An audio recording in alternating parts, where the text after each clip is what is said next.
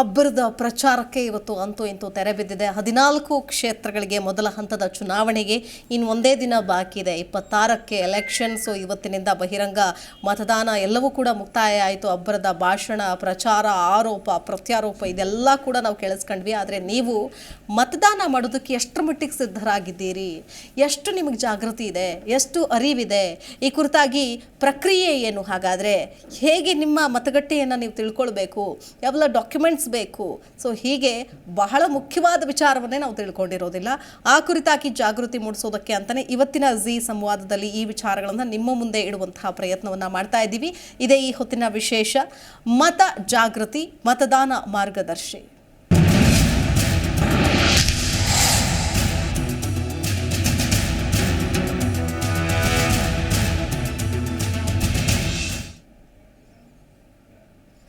ಮತದಾನದ ಜಾಗೃತಿ ಕುರಿತಾಗಿ ನಾವು ಕಾರ್ಯಕ್ರಮ ಮಾಡ್ತಾ ಇದ್ದೀವಿ. ಅದರ ಜೊತೆಗೆ ಈಗಾಗಲೇ ಮುಖ್ಯ ಚುನಾವಣಾಧಿಕಾರಿಯಾದಂತಹ ಮನೋಜ್ ಕುಮಾರ್ ಮೀನಾ ಅವರು ಒಂದಷ್ಟು ಮಾಹಿತಿ ಕೊಟ್ಟಿದ್ದಾರೆ. ಅದನ್ನ ಮೊದಲು ಕೇಳ್ಕೊಂಡು ಬರೋಣ, ನಂತರದಲ್ಲಿ ನಾನು ಚರ್ಚೆ ಆರಂಭ ಮಾಡ್ತೀನಿ. 26 ಏಪ್ರಿಲ್ಗೆ ಮತದಾರರು ಅವರ ಎಪಿಕ್ ಕಾರ್ಡನ್ನು ಅಲ್ಲಿ ತೋರಿಸ್ಬೇಕು. When the polling official ask you, ನೀವು ಎಪಿಕ್ ಕಾರ್ಡನ್ನು ನೀವು ಜೊತೆಗೆ ತಗೊಂಡು ಹೋಗಬೇಕು.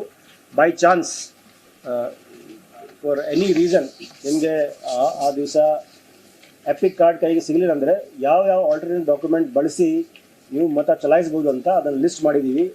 ಆಧಾರ್ ಕಾರ್ಡ್ ತೋರಿಸ್ಬೋದು, ನರೇಗಾ ಜಾಬ್ ಕಾರ್ಡ್ ತೋರಿಸ್ಬೋದು, passbook with photograph by bank or post office ಅಂತ ತೋರಿಸ್ಬೋದು, health insurance card, driving licence, PAN card, passport, all those any document, any identity card which have a photo ಅದನ್ನು ತೋರಿಸಿದರೆ ನಿಮ್ಮ ಮತ ಚಲಾಯಿಸ್ಬೋದು. But it will be better if you bring your EPIC cards. Indelible ink ಆ ದಿವಸ ನೀವು after identification ಅವರು ನಿಮಗೆ ಇಂಕ್ ಹಾಕ್ತಾರೆ. So as per the rule 49K left hand four finger ಏನಿದೆ ಅಲ್ಲಿ ನಾವು ಇಂಕನ್ನು ಹಾಕ್ತೀವಿ. ಶೋರಾಪುರಲ್ಲಿ ಕೂಡ ಒಂದು ಪಾರ್ಲಿಮೆಂಟ್ ಎಲೆಕ್ಷನ್ ಇದೆ ಆ್ಯಂಡ್ ಬೈ ಎಲೆಕ್ಷನ್ ಇದೆ. ಅವರು ಎರಡು ಮತ ಚಲಾಯಿಸ್ತಾರೆ, ಬಟ್ ಇಂಕು ಒಂದೇ ಹಾಕ್ತಾರೆ, ಒಂದೇ ಫಿಂಗರಲ್ಲಿ ಇಂಕ್ ಹಾಕ್ತಾರೆ. ಆಲ್ರೆಡಿ ಗೌರ್ಮೆಂಟ್ ಆಫ್ ಕರ್ನಾಟಕದಿಂದ ಆ ದಿವಸ ಎಲ್ಲ ಸರ್ಕಾರಿ ಕರ್ಮಚಾರಿಗಳಿಗೆ ಮತ್ತು ಸಾರ್ವಜನಿಕ ರಜೆ ಘೋಷಣೆ ಆಗಿದೆ. ಮತ್ತು ಬೇರೆ ನಾನ್ ಗೌರ್ಮೆಂಟ್ ಆರ್ಗನೈಸೇಷನ್ ಇದೆ, ಅವರಿಗೆ ಪೇಯ್ಡ್ ಲೀವ್ ಕೂಡ ಘೋಷಣೆ ಆಗಿದೆ.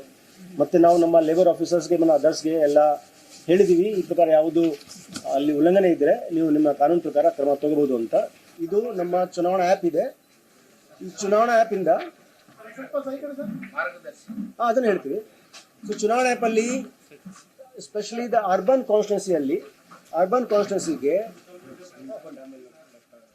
ಕ್ಯೂ ಅಲ್ಲಿ ಎಷ್ಟು ಜನ ನಿಂತಿದ್ದಾರೆ ಆ ಮಾಹಿತಿ ಲೈವ್ ಆಗಿ ಸಿಗುತ್ತೆ. ಸೊ ನೀವು ಈ ಆ್ಯಪಲ್ಲಿ ಹೋದರೆ ನಿಮ್ಮ ಅಸೆಂಬ್ಲಿ ಮತ್ತು ಬೂತನ್ನು ನೀವು ಆಯ್ಕೆ ಮಾಡಿದರೆ ನಿಮ್ಮ ಬೂತ್ಗೆ ಈಗ ಆಟ್ ದಿಸ್ ಮೂಮೆಂಟ್ ಎಷ್ಟು ಜನ ನಿಂತಿದ್ದಾರೆ ಅದನ್ನು ತಾವು ನೋಡ್ಬೋದು ಲೈವ್. ಮತ್ತು ಅಲ್ಲಿ ಪಾರ್ಕಿಂಗ್ ಸ್ಪೇಸ್ ಅವೈಲೇಬಲ್ ಇದೆಯಾ ಆ ಮತಗಟ್ಟೆಯಲ್ಲಿ, ಮತ್ತು ಆ ಪಾರ್ಕಿಂಗ್ ಸ್ಪೇಸಲ್ಲಿ ಸದ್ಯ ಜಾಗ ಖಾಲಿ ಇದೆಯಾ ಅದನ್ನು ಕೂಡ ತಾವು ಇದನ್ನು ನೋಡ್ಬೋದು. ಚುನಾವಣಾ ಆ್ಯಪ್ ತಾವು ಇಮಿಡಿಯೇಟ್ಲಿ ಡೌನ್ಲೋಡ್ ಮಾಡಿ ಎಲ್ಲ ಮತದಾರರಿಗೆ ನಮ್ಮ ವಿನಂತಿ ಇದೆ. ಸ್ಪೆಷಲಿ ಈ ಕ್ಲಸ್ಟರ್ ಮತಗಟ್ಟೆಗಳು ಏನಿದೆ ಅಂದರೆ ಒಂದು ಲೊಕೇಶನಲ್ಲಿ ಒಂದಕ್ಕಿಂತ ಜಾಸ್ತಿ ಮತಗಟ್ಟೆ ಇದ್ದರೆ ಅಲ್ಲಿ ಇದು ಲಾಭ ಆಗತ್ತೆ. ಸೊ ನೀವು ಇದನ್ನು ಚುನಾವಣಾ ಆ್ಯಪನ್ನು ಡೌನ್ಲೋಡ್ ಮಾಡಿದರೆ ನಿಮ್ಮ ಮತಗಟ್ಟೆಯಲ್ಲಿ ಕ್ಯೂ ಅಲ್ಲಿ ಎಷ್ಟು ನಿಂತಿದ್ದಾರೆ ಆ ಮಾಹಿತಿ ತಮಗೆ ಲೈವ್ ಸಿಗುತ್ತೆ. ಮತ್ತು ಪಾರ್ಕಿಂಗ್ ಸ್ಪೇಸ್ ಅವೈಲೇಬಲ್ ಇದೆಯಾ, ಸದ್ಯ ಪಾರ್ಕಿಂಗ್ ಸ್ಪೇಸ್ ಖಾಲಿ ಇದೆಯಾ ಅದನ್ನು ಕೂಡ ತಾವು ಲೈವ್ ಆಗಿ ಅದನ್ನು ನೋಡ್ಬೋದು. ಎರಡನೇದು ಅರ್ಬನ್ನಲ್ಲಿ ನಮ್ಮ ಅರ್ಬನ್ ಮತಗಟ್ಟೆಯಲ್ಲಿ ನಮ್ಮ ಮತಗಟ್ಟೆ ಎಲ್ಲಿ ಅಂತ ಯಾರಿಗೆ ಕೆಲವರಿಗೆ ಗೊತ್ತಾಗಲ್ಲ ನಮಗೆ. ಸೊ ಇದು ನಮ್ಮ ಚುನಾವಣಾ ಸ್ಲಿಪ್ ಇದೆ, ವೋಟರ್ ಸ್ಲಿಪ್ಪು. ಇದು ಬ್ಯಾಕ್ ಸೈಡು QR ಕೋಡ್ ಇದೆ, quick response code. If you open your phone camera open ಮಾಡಿದರೆ ಇಮಿಡಿಯೇಟ್ಲಿ ಗೂಗಲ್ ಮ್ಯಾಪ್ ನೀವು ಇದು ಬರುತ್ತೆ, ಕ್ಲಿಕ್ ಮಾಡಿದರೆ ಡೈರೆಕ್ಷನ್ ಸೆಲೆಕ್ಟ್ ಮಾಡಿದರೆ ಡೈರೆಕ್ಷನ್ ನಿಮಗೆ ತೋರಿಸ್ತಾರೆ. ಸೊ ಇದರಿಂದ ನೀವು ನೇರವಾಗಿ ನಿಮ್ಮ ಬೂತ್ ಎಲ್ಲಿ ಇದೆ ಗೂಗಲ್ ಮ್ಯಾಪ್ ಮುಖಾಂತರ ನ್ಯಾವಿಗೇಟ್ ಮಾಡಿ ನಾವು ಹೋಗ್ಬೋದು. ನಿಮಗೆ ಈಗ ಪಾರ್ಲಿಮೆಂಟ್ ಎಲೆಕ್ಷನ್ ಫಸ್ಟ್ ಟೈಮು ನಮ್ಮ ಟೀಚರ್ಸ್ ಕಾನ್ಸ್ಟಿಟ್ಯೂನ್ಸಿ ಎಲೆಕ್ಷನ್ ಇತ್ತು ಮೊನ್ನೆ ಬ್ಯಾಂಗ್ಳೂರಲ್ಲಿ, ಅದನ್ನು ನಾವು ಸಕ್ಸಸ್ಫುಲ್ ಆಗಿ ಯೂಸ್ ಮಾಡಿದ್ದೀವಿ. ಆಲ್ಮೋಸ್ಟ್ 19,000 ಮತದಾರರಿದ್ದರು ಟೀಚರ್ಸ್ ಕಾನ್ಸ್ಟಿಟ್ಯೂನ್ಸಿಯಲ್ಲಿ. ಮತ್ತು ಅಲ್ಲಿ ಇನ್ನು ಹೊಸ ಮತದಾರರಿಗೆ ಅಂದರೆ ಈಗಾಗಲೇ ಸಾಕಷ್ಟು ಜನ 18 ವರ್ಷ ತುಂಬಿರೋರು ಈಗ ಹೊಸದಾಗಿ ಮತದಾನ ಮಾಡೋದಕ್ಕೂ ಕೂಡ ತಮ್ಮ ಹೆಸರನ್ನು ನೋಂದಾಯಿಸ್ಕೊಂಡಿರ್ತಾರೆ. ಸೊ ಅಂಥವ್ರಿಗೆ ಅಥವಾ ಪ್ರತಿಯೊಬ್ಬರಿಗೂ ಕೂಡ ಸಹಾಯ ಆಗಲಿ ಅಂತ ಒಂದಷ್ಟು ಪೋರ್ಟಲ್ಗಳಾಗಿರ್ಬೋದು, ಆ್ಯಪ್ಗಳಾಗಿರ್ಬೋದು, ಅದ್ರ ಬಗ್ಗೆ ಒಂದು ಕ್ವಿಕ್ಕಾಗಿ ಮಾಹಿತಿಯನ್ನು ನೋಡ್ಕೊಂಡು ಬಂದುಬಿಡೋಣ. ಯಾವ್ಯಾವ ಆ್ಯಪ್ಗಳಿದೆ ಅನ್ನುವಂತಹ ನಿಟ್ಟಿನಲ್ಲಿ ಮತದಾರರ ನೆರವಿಗಿರೋ ಚುನಾವಣಾ ಆಯೋಗವೇ ಕೊಟ್ಟಿರುವಂತಹ ಆ್ಯಪ್ಗಳು, ವೆಬ್ಸೈಟ್ಗಳು ಅನ್ನೋದನ್ನು ನೋಡೋದಾದರೆ ವೋಟರ್ ಹೆಲ್ಪ್ಲೈನ್ ಆ್ಯಪ್ ಅಂತ ಒಂದಿದೆ. ಸೊ ಈ ಆ್ಯಪನ್ನು ಕೂಡ ನೀವು ಬಳಸ್ಕೊಳ್ಬಹುದು. ಇದರಲ್ಲಿ ಹೆಲ್ಪ್ಲೈನ್ ಅಂದರೆ ಎಲ್ಲ ಮಾಹಿತಿ ಬೇಕಾದ ಎಲ್ಲ ಮಾಹಿತಿ ಕೂಡ ಇರುತ್ತೆ ಅಂತ ಈಗ ತಾನೇ ಹೇಳಿದ್ರು.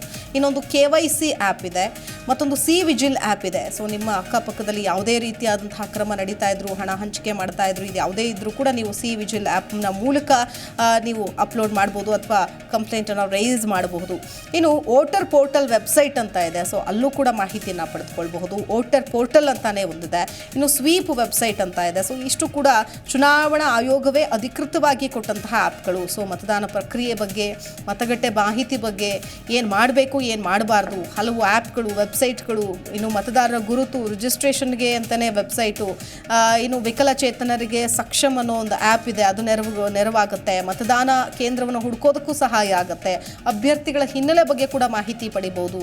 ನೀತಿ ಸಂಹಿತೆ ಉಲ್ಲಂಘನೆ ಮಾಡಿದವರಿಗೆ ದೂರು ಕೊಡೋದಕ್ಕೂ ಕೂಡ ಅವಕಾಶ ಇರುತ್ತೆ. ವೀಕ್ಷಕರೇ, ಇದೇ ವಿಚಾರಕ್ಕೆ ಸಂಬಂಧಪಟ್ಟಂತೆ ನಾವು ಚರ್ಚೆಯನ್ನು ಆರಂಭಿಸ್ತಾ ಹೋಗ್ತೀವಿ. ನನ್ನ ಜೊತೆಗೆ ಅತಿಥಿಗಳು ಕೂಡ ಜಾಯ್ನ್ ಆಗ್ತಾ ಹೋಗ್ತಾರೆ. ಮೊದಲೇದಾಗಿ ಸುನಿಲ್ ಗುನ್ನಾಪುರ ಇದ್ದಾರೆ, ವಕೀಲರು. ನಮಸ್ಕಾರ ಸರ್, ಕಾರ್ಯಕ್ರಮಕ್ಕೆ ಸ್ವಾಗತ. ಇನ್ನು ಮಲ್ಲಿಕಾರ್ಜುನ್ ಇದ್ದಾರೆ, ಹೈಕೋರ್ಟ್ ವಕೀಲರು. ನಮಸ್ಕಾರ, ಕಾರ್ಯಕ್ರಮಕ್ಕೆ ಸ್ವಾಗತ. ಬಸವರಾಜ್ ಮಾಲ್ಗತ್ತಿ ಅವರಿದ್ದಾರೆ, ನಿವೃತ್ತ ಪೊಲೀಸ್ ಅಧಿಕಾರಿ. ನಮಸ್ಕಾರ ಸರ್, ಕಾರ್ಯಕ್ರಮಕ್ಕೆ ಸ್ವಾಗತ. ಎಸ್ ಸುನಿಲ್ ಅವರು, ಮೊದಲೇದಾಗಿ ನೋಡೋದಾದ್ರೆ ಈಗಾಗಲೇ ನಾವು ನೋಡ್ತಾ ಇದ್ದೀವಿ, ಮತದಾನ ಅನ್ನೋದು ಒಂದು ನಮ್ಮ ಮೂಲಭೂತ ಹಕ್ಕು ಅಂತ ಹೇಳ್ಬೋದು. ವಿಶ್ವದ ಅತಿ ದೊಡ್ಡ ಪ್ರಜಾಪ್ರಭುತ್ವ ವ್ಯವಸ್ಥೆಯನ್ನು ಹೊಂದಿರುವಂತಹ ನಮ್ಮ ಭಾರತ ನಮಗೆ ಕೊಟ್ಟಿರುವಂತಹ ಮೂಲಭೂತ ಹಕ್ಕು, ಅದು ಮತದಾನ ಮಾಡುವಂತಹ ವಿಶೇಷ ಅಧಿಕಾರ. ಈ ದೇಶದ ನಾಗರಿಕರು, ಅರ್ಹ ನಾಗರಿಕರೆಲ್ಲರೂ ಕೂಡ ನಮ್ಮ ಒಂದು ಈ ಅಭ್ಯರ್ಥಿಯನ್ನು ಆಯ್ಕೆ ಮಾಡುವಂತಹ ಒಂದು ಅತಿ ಪರಮೋಚ್ಚ ಅಧಿಕಾರ ಒಬ್ಬ ನಾಗರಿಕರಿಗೆ ಅಂತ ಹೇಳ್ಬೋದು.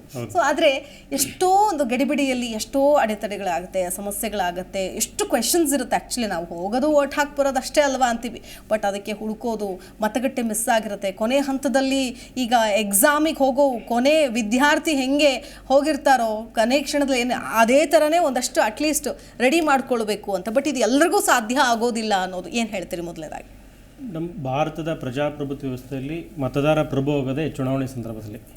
ಮತ್ತು ಚುನಾವಣಾ ಸಂದರ್ಭದಲ್ಲಿ ಪ್ರಜಾತಂತ್ರ ವ್ಯವಸ್ಥೆಯಲ್ಲಿ ಯಾರಿಗೆ ಓಟ್ ಹಾಕ್ತೀವಲ್ಲ ಅವರು ಈ ದೇಶದ ಪ್ರಭುಗಳಾಗ್ತಾರೆ, ಈ ದೇಶದ ರಾಜ್ಯಾಂಗದ ಅಥವಾ ಕಾರ್ಯಾಂಗದ ಅಧಿಕಾರವನ್ನು ನೀಡಿದ್ದಾರೆ.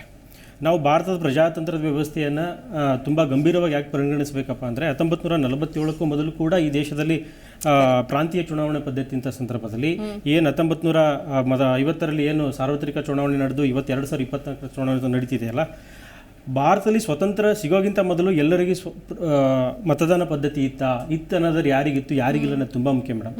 ಈಗ ನನಗೆ ಮತದಾನ ಹಕ್ಕು ಬಂದಿದೆ ಅನ್ನೋದಾದರೆ ಮೊದಲು ಯಾಕೆ ಬಂದಿರಲಿಲ್ಲ, ಮೊದಲು ಯಾರಿಗಿತ್ತು ಅನ್ನೋದು ಕೂಡ ತುಂಬ ಮುಖ್ಯ. ನಿಮಗೆ ಭಾರತದ ಮತದಾನ ಪದ್ಧತಿಯ ಬಗ್ಗೆ ಒಂದು ಹಿನ್ನೆಲೆ ಹೇಳೋದಾದರೆ, ನಾವು ಭಾರತದ ಪ್ರಜಾಪ್ರಭುತ್ವದ ತಂದೆ ಯಾರು ಅನ್ನೋದನ್ನು ಕೂಡ ಕೇಳಬೇಕಾಗುತ್ತೆ. ಯಾಕೆ ಅಂದರೆ ಮೊದಲು ಭಾರತದ ಪ್ರಾಂತೀಯ ಚುನಾವಣೆ ಪದ್ಧತಿಯಲ್ಲಿ ಕೇವಲ 3,000 ಹುಟ್ಟಿತ್ತು ಮೇಡಮ್. ಅವ್ರು ಯಾರಿತ್ತಪ್ಪ ಅಂದರೆ 1930ಕ್ಕಿಂತ ಮೊದಲು ಈ ಭಾರತದಲ್ಲಿ ನೀವು ಭಾರತದ ಲ್ಯಾಂಡ್ ಲಾರ್ಡ್ ಆಗಿರಬೇಕು, ನಿಮ್ಮ ಮತದಾನ ಇರಬೇಕಾದ್ರೆ 1930ಕ್ಕಿಂತ ಮೊದಲು ನೀವು ಡಿಗ್ರಿ ಮುಗಿಸಿರಬೇಕು ಅಥವಾ ಈ ಬೇರೆ ದೇಶದ ಪ್ರಜೆಗಳಾಗಿ ಇಲ್ಲಿ ನೀವು ವಾಸ ಆಗಿರಬೇಕು. ಇಂಥ 3-4 ಕಾಯ್ದೆಗಳಿತ್ತು. ಅಂದರೆ ಅವತ್ತಿನ ಒಟ್ಟು ಚುನಾವಣೆ ಅಥವಾ ಭಾರತದ ಪ್ರಾಂತೀಯ ಚುನಾವಣೆ ಪದ್ಧತಿಯಲ್ಲಿ ಮತದಾನ ಹಕ್ಕು ಈ ದೇಶದ ಶೇಕಡ ಇವತ್ತಿನ 99% ಜನರಿಗೆ ಇರಲಿಲ್ಲ. ಇವತ್ತು 18 ವರ್ಷ ಮೇಲ್ಪಟ್ಟ ಎಲ್ಲರೂ ಕೂಡ ಮತದಾನ ಹಕ್ಕು ಇದೆ ಅನ್ನೋದು ಅಂದ್ರೆ ಅದು ಡಾಕ್ಟರ್ ಬಾಬಾ ಸಾಹೇಬ್ ಅಂಬೇಡ್ಕರ್ ಅವರ ಹೋರಾಟದ ಫಲ. ಅದಕ್ಕೆ ಹಿನ್ನೆಲೆ ಹೇಳೋದಾದ್ರೆ 1930 ಮತ್ತು 32ರಲ್ಲಿ ನಡೆದಂತ ದುಂಡು ಮೇಜಿನ ಸಭೆ ಇದೆಯಲ್ಲ ಮೇಡಮ್, ಆ ದುಂಡು ಮೇಜಿನ ಸಭೆಯ ಸಂದರ್ಭದಲ್ಲಿ ಡಾಕ್ಟರ್ ಬಾಬಾ ಸಾಹೇಬ್ ಅಂಬೇಡ್ಕರ್ ಅವರು ಭಾರತದಿಂದ ಆಯ್ಕೆಯಾದಂತ ಎಲ್ಲರೂ ಕೂಡ ಜಾತಿ ಧರ್ಮದ ಲಿಂಗದ ಪರವಾಗಿ ಮಾತಾಡ್ತಿರ್ತಾರೆ. ನಾನು ಈ ಜಾತಿ ಪರವಾಗಿ ಬಂದಿದ್ದೀನಿ ನನಗೆ ಕೊಡ್ರಿ, ಲಿಂಗದ ಪರವಾಗಿ ಬಂದಿದ್ದೀನಿ ನನಗೆ ಕೊಡ್ರಿ ಅಂತಾರೆ. ಆದ್ರೆ ಭಾರತದ ಎಲ್ಲರಿಗೂ ಕೂಡ 21 ವರ್ಷ ಮೇಲ್ಪಟ್ಟಂತ ಎಲ್ಲರೂ ಕೂಡ ಜಾತಿ ಧರ್ಮ ಲಿಂಗ ವರ್ಣ ಎಲ್ಲ ಭೇದಗಳನ್ನು ಮೀರಿ ಪ್ರತಿಯೊಬ್ಬರಿಗೂ ಮತದಾನ ಹಕ್ಕು ಕೊಡ್ರಿ ಅಂತ ಕೇಳಿದ್ರು ಡಾಕ್ಟರ್ ಬಾಬಾ ಸಾಹೇಬ್ ಅಂಬೇಡ್ಕರ್ ಅವರು. ಅದಕ್ಕೋಸ್ಕರ ಅವ್ರನ್ನ ಈ ಸಂದರ್ಭದಲ್ಲಿ ನೆನಬೇಕು ಮತ್ತೆ ಅಭಿನಂದಿಸಬೇಕು. ಮತ್ತೆ ಅವತ್ತೇನಾಗುತ್ತೆ ಮೇಡಮ್, 32 ಸಂದರ್ಭದಲ್ಲಿ ಬಾಬಾ ಸಾಹೇಬ್ ಕೇಳಿದಾಗ ಸೂರ್ಯ ಮುಳುಗದ ನಾಡು ಇಂಗ್ಲೆಂಡ್ ಕೂಡ ಅಲ್ಲಿನ ಮಹಿಳೆಯರಿಗೆ ಮತದಾನ ಹಕ್ಕು ಕೊಟ್ಟಿರಲಿಲ್ಲ. ಅವತ್ತಿನ ಇಂಗ್ಲೆಂಡ್ ಎಲ್ಲ ವರದಿ ಮಾಡ್ತವೆ, ಭಾರತೀಯನೊಬ್ಬ ಬಂದಿದ್ದಾನೆ ಬಂದಿದ್ದಾರೆ ಇಲ್ಲಿ, ಅವರು ಭಾರತದ ಮಹಿಳೆಯರಿಗೆ ವೋಟಿಂಗ್ ಪವರ್ ಕೇಳ್ತಿದ್ದಾರೆ, ನಮಗಿಲ್ಲ ಅಂತ. ಹಾಗಾಗಿ ಭಾರತದಲ್ಲಿ ಇವತ್ತೇನು ಮೊದಲ ಹಂತದ ಅಥವಾ ಮೂರನೇ ಹಂತದ ಚುನಾವಣೆಯಲ್ಲಿ ಅತಿ ಹೆಚ್ಚು ಮಹಿಳೆಯರಿಗೆ ಮತದಾನ ಹಕ್ಕು ಇರೋದ್ರಿಂದ ಅವರೆಲ್ಲರೂ ಕೂಡ ಮತಗಟ್ಟೆಗೆ ಹೋಗಬೇಕು, ಮತಗಟ್ಟೆಯಲ್ಲಿ ಮತ ಚಲಾಯಿಸಬೇಕು. ಹಾಗಾಗಿ ಭಾರತ ಪ್ರಜಾಪ್ರಭುತ್ವ ಎಲ್ಲರೂ ಕೂಡ ಜಾತಿ, ಧರ್ಮ, ಲಿಂಗ ಈ ವರ್ಣಗಳ ಭೇದವಿಲ್ಲದೆ ಕೂಡ ಯಾರು ತುಂಬ ಒಳ್ಳೆಯವರಿದ್ದಾರೆ, ಯಾರಿಗೆ ಶಿಕ್ಷಣ ಇದೆ, ಯಾರು ಕ್ರಿಮಿನಲ್ ಬ್ಯಾಕ್ಗ್ರೌಂಡ್ ಇಲ್ಲ, ಯಾರು ನೋಡಿ ಮೇಡಮ್, ಯಾರು ದುಡ್ಡು ಕೊಟ್ಟು ಮತ ತಗೊಳಕ್ ಬಂದಿದ್ದಾನಲ್ಲ ಆತ ಕ್ರಿಮಿನಲ್ ಇರ್ತಾನೆ.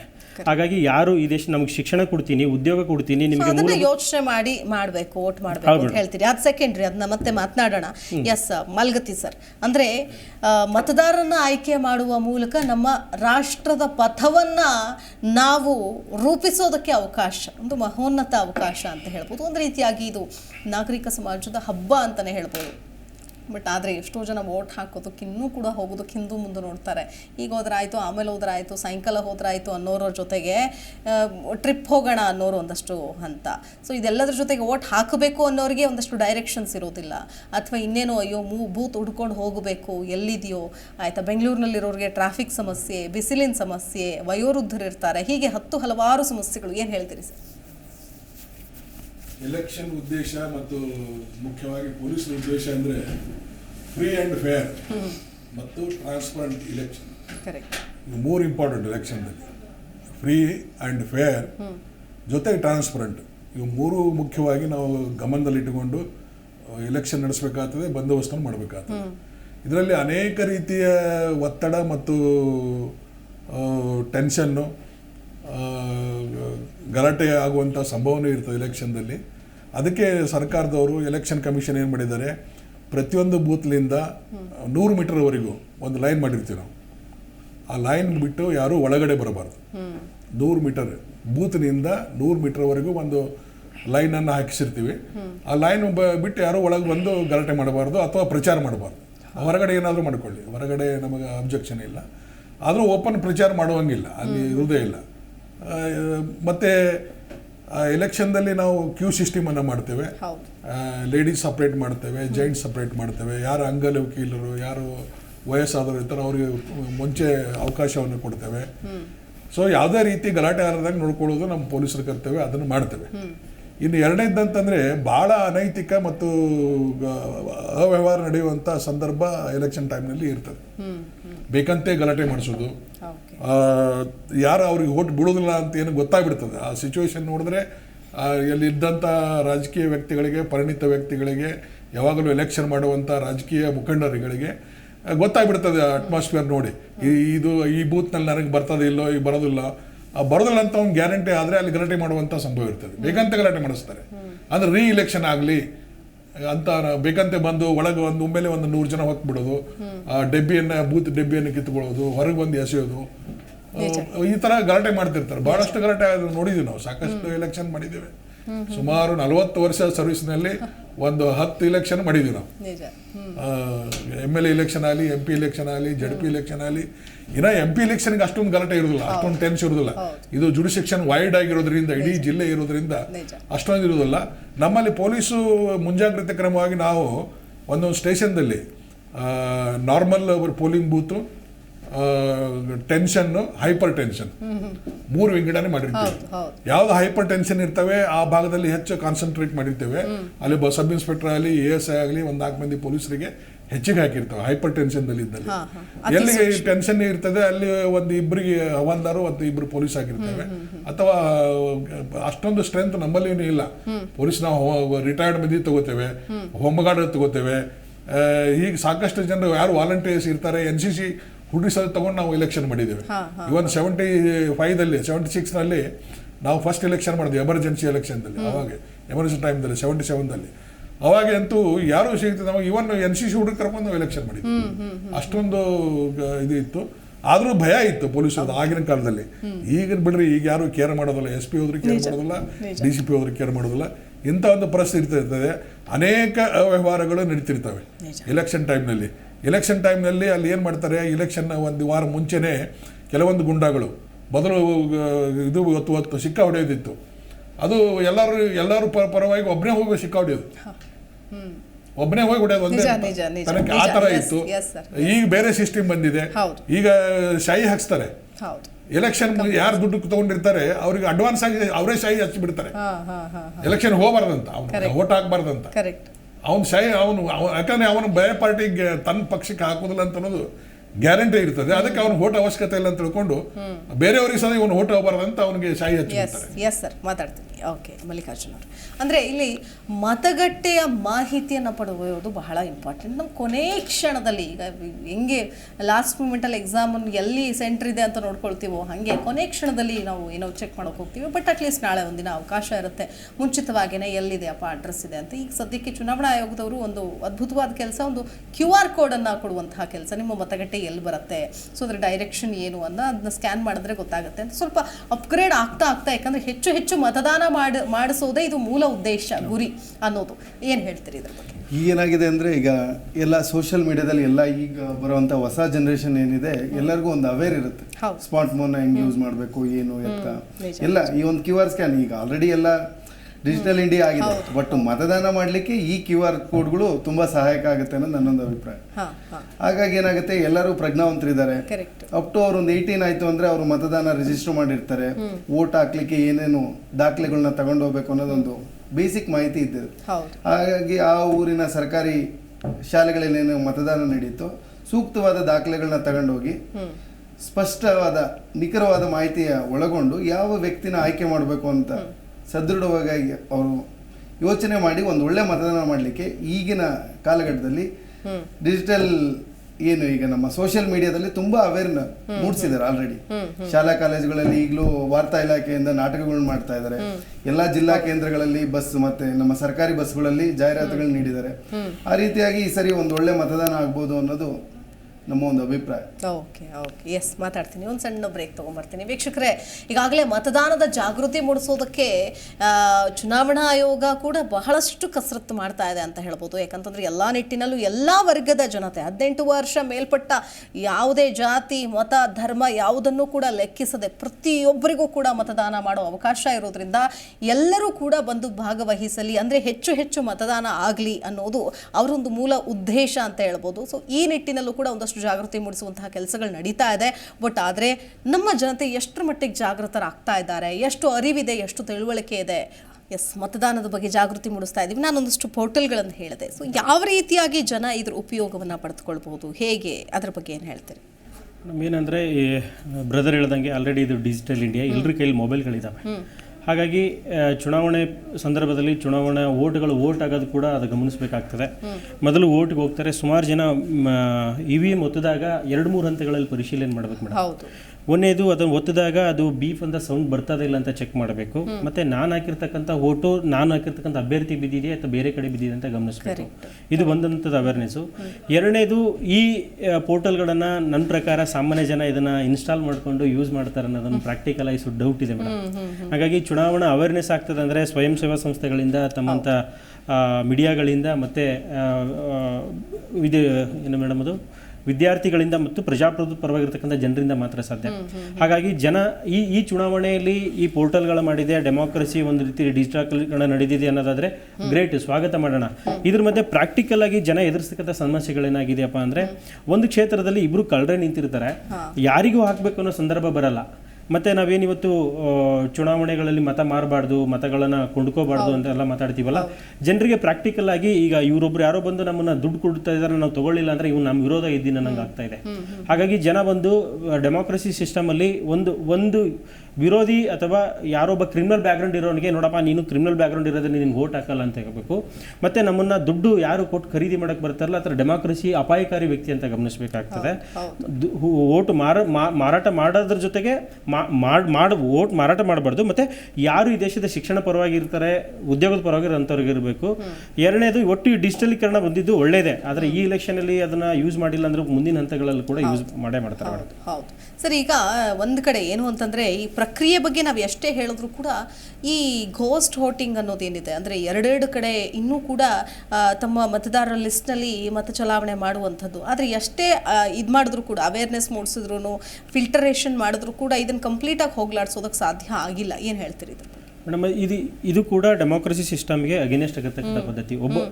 ಭಾರತದ ಒಟ್ಟು ರಾಜಕೀಯ ನೋಡಿ ಮೇಡಮ್, ಭಾರತಕ್ಕೆ ಏನು ಚುನಾವಣಾ ಪದ್ಧತಿ ಬರ್ತದಲ್ಲ, ಇದಕ್ಕೊಂದು ಐತಿಹಾಸಿಕ ಹಿನ್ನೆಲೆ ಇರ್ತೀನಿ ಮೇಡಮ್.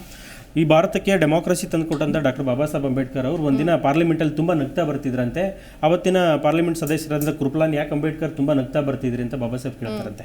ಬಾಬಾ ಸಾಹೇಬ್ ಅಂಬೇಡ್ಕರ್ ಅವತ್ತು ಹೇಳ್ತಾರೆ, ಇಲ್ಲಿವರೆಗೂ ಹಿಂದೆ ಈ ದೇಶವನ್ನು ಆಳುವುದವರೇ ರಾಣಿ ಗರ್ಭದಿಂದ ಹುಡುತಿದ್ದ, ಇನ್ನು ಮುಂದೆ ಭಾರತಕ್ಕೆ ಪ್ರಜಾಪ್ರಭುತ್ವ ಬಂದೋಯ್ತು, 18-21 ವರ್ಷ ಮೇಲ್ಪಟ್ಟವ್ರಿಗೆ ಎಲ್ರಿಗೂ ಮತದಾನಕ್ಕೂ ಬಂದೋಯ್ತು, ಇನ್ನು ಮುಂದೆ ಈ ದೇಶ ಆಳುವ ಪ್ರಜೆ ಮತದಾರರ ಹೆಬ್ಬಟ್ಟಿಂದ ಹುಟ್ಟುತ್ತಾನೆ ಅಂತ. ಹಾಗಾಗಿ ಮತದಾರರ ಹೆಬ್ಬಟ್ಟಿನಂತ ಪ್ರಜೆ ಏನಿದಾನಲ್ಲ, ಆ ದೇಶವನ್ನ ಈ ದೇಶದ ದೊರೆಯಾಗಿ ಆಳ್ಕೆ ಮಾಡ್ತಾನೆ. ಇಂಥ ಅಮೂಲ್ಯವಾದ ಹಕ್ಕು ಪಡೆದಂಥವ್ರು ನಾವು ಈ ಹಕ್ಕನ್ನು ಡಬಲ್ ಯೂಸ್ ಮಾಡೋದಾಗಿರ್ಬಹುದು ಅಥವಾ ಮಾರಾಟ ಮಾಡೋದಾಗ, ಏನು ಗೊತ್ತಾ ಮೇಡಮ್, ನೀವು ಅಧಿಕಾರಿಗಳಾಗಿ ಎದುರುಗಡೆ ನಿಂತವರು ನಮ್ಮನ್ನು ಎಷ್ಟೇ ಪರಿಶೀಲನೆ ಮಾಡಿದ್ರು ಕೂಡ ನನ್ನೊಳಗೊಂದು ಆತ್ಮಸಾಕ್ಷಿ ಇರಬೇಕು. 2 ಓಟು ಮಾಡ್ಕೋಬಾರ್ದು, ನನ್ನ ಹೋಟ್ನ ಮಾರಾಟ ಮಾಡಬಾರ್ದು, ಆಮಿಷಕ್ಕೆ ಒಳಗಾಡ್ಪಡಬಾರ್ದು. ಒಂದೇದು ಡ್ರಿಂಕ್ಸ್ನ ಜಾಸ್ತಿ ಮದ್ಯ ತಗೋತಾರೆ ಮೇಡಮ್. ಮತ್ತೆ ಹಳ್ಳಿ ಕಡೆ ಹೋದ್ರೆ ಕೋಳಿಗಳು ಡ್ರಿಂಕ್ಸ್ ತಗೋತಾರೆ, ಮತ್ತೆ ಹೆಣ್ಮಕ್ಳು ಸಾರಿಗಳನ್ನು ತಗೋತಾರೆ. ಅದಕ್ಕೆ ಒಂದು ತುಂಬಾ ಮೌಲ್ಯವಾದ ಮಾತು ಹೋರಾಡ್ತಿದೆ ಮೇಡಮ್. ಮನೆ ಮಗಳು ಎಷ್ಟು ಮುಖ್ಯನೋ ಮತ ಕೂಡ ಅಷ್ಟೇ ಮುಖ್ಯ. ಮನೆ ಮಗಳನ್ನ ಯಾರು ಮಾಡ್ಕೊಳ್ಳಲ್ಲಲ್ವಾ, ಅದೇ ರೀತಿ ಮತದಾನ ಕೂಡ ಮಾಡ್ಕೊಳ್ಳಕ್ ಹೋಗ್ಬೇಡ್ರಿ ಅಂತ. ಹಾಗಾಗಿ ಅದಕ್ಕೆ ಅದೇನು ಗೊತ್ತಾ ಮೇಡಮ್, ಅದು ಪೂಜ್ಯನೀಯ ಸ್ಥಾನದಲ್ಲಿ ಇರಬೇಕು. ನೀವು ತಮ್ಮ ಟಿವಿಲೇ ನಾನು ಡಿಸ್ಕಸ್ ಮಾಡಿದ್ದೀನಿ, ಈ ದೇಶದಲ್ಲಿ ಪಾರ್ಲಿಮೆಂಟಲ್ಲಿ ಇರ್ತಕ್ಕಂಥ 60% ಕ್ರಿಮಿನಲ್ ಬ್ಯಾಕ್ಗ್ರೌಂಡ್ ಅವರು ಇದ್ದಾರೆ.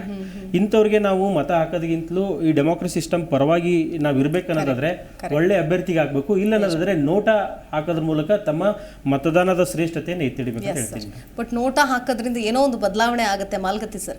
ನೋಟ ಹಾಕೋದ್ರಿಂದ ಏನೋ ಒಂದು ಬದಲಾವಣೆ ಆಗುತ್ತೆ, ಅಥವಾ ಇನ್ನೇನೋ ಎಲ್ಲರೂ ನೋಟ ಹಾಕೋದ್ರಿಂದ ಇನ್ನೇನೋ ಬೈ ಎಲೆಕ್ಷನ್ ಆಗುತ್ತೆ, ಮತ್ತೊಂದಾಗುತ್ತೆ ಅನ್ನೋಂಗೂ ಇಲ್ಲ.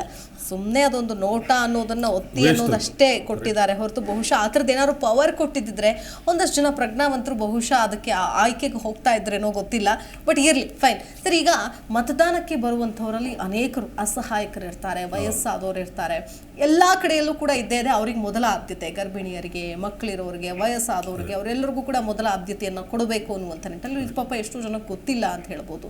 ಸೊ ಇಲ್ಲಿ ಬಂದಾಗ ಯಾವ ರೀತಿಯಾಗಿ ಅವ್ರು ನಡೆಸ್ಕೊಳ್ಬೇಕು ಅಂತ ಹೇಳ್ತೀರಿ? ಅಧಿಕಾರಿಗಳು ಇರ್ತಾರೆ, ಪೊಲೀಸರು ಕೂಡ ಇರ್ತಾರೆ, ಒಂದಷ್ಟು ಜನ ಸಹಕಾರ ಮಾಡೋರು ಕೂಡ ಇದ್ದೇ ಇರ್ತಾರೆ. ಏನು ಹೇಳ್ತೀರಿ ಸರ್? ಇಲ್ಲ, ಅಸಹಾಯಕರಿಗೆ ನಾವು ಮೊದಲು ಪ್ರಿಫರೆನ್ಸ್ ಕೊಡ್ತೀವಿ. ಯಾರೇ ಹೆಣ್ಮಕ್ಳಿರಲಿ ಗಂಡ್ಮಕ್ಳಿರಲಿ ಅಥವಾ ಅನಾರೋಗ್ಯ ಪೀಡಿತರು ಇರಲಿ, ವಯಸ್ಸಾದರು ಇರಲಿ, ಡಿಸೇಬಲ್ಡ್ ಇರಲಿ, ಅವ್ರಿಗೆ ಫಸ್ಟ್ ಪ್ರಿಫರೆನ್ಸ್ ಕೊಡ್ತೇವೆ.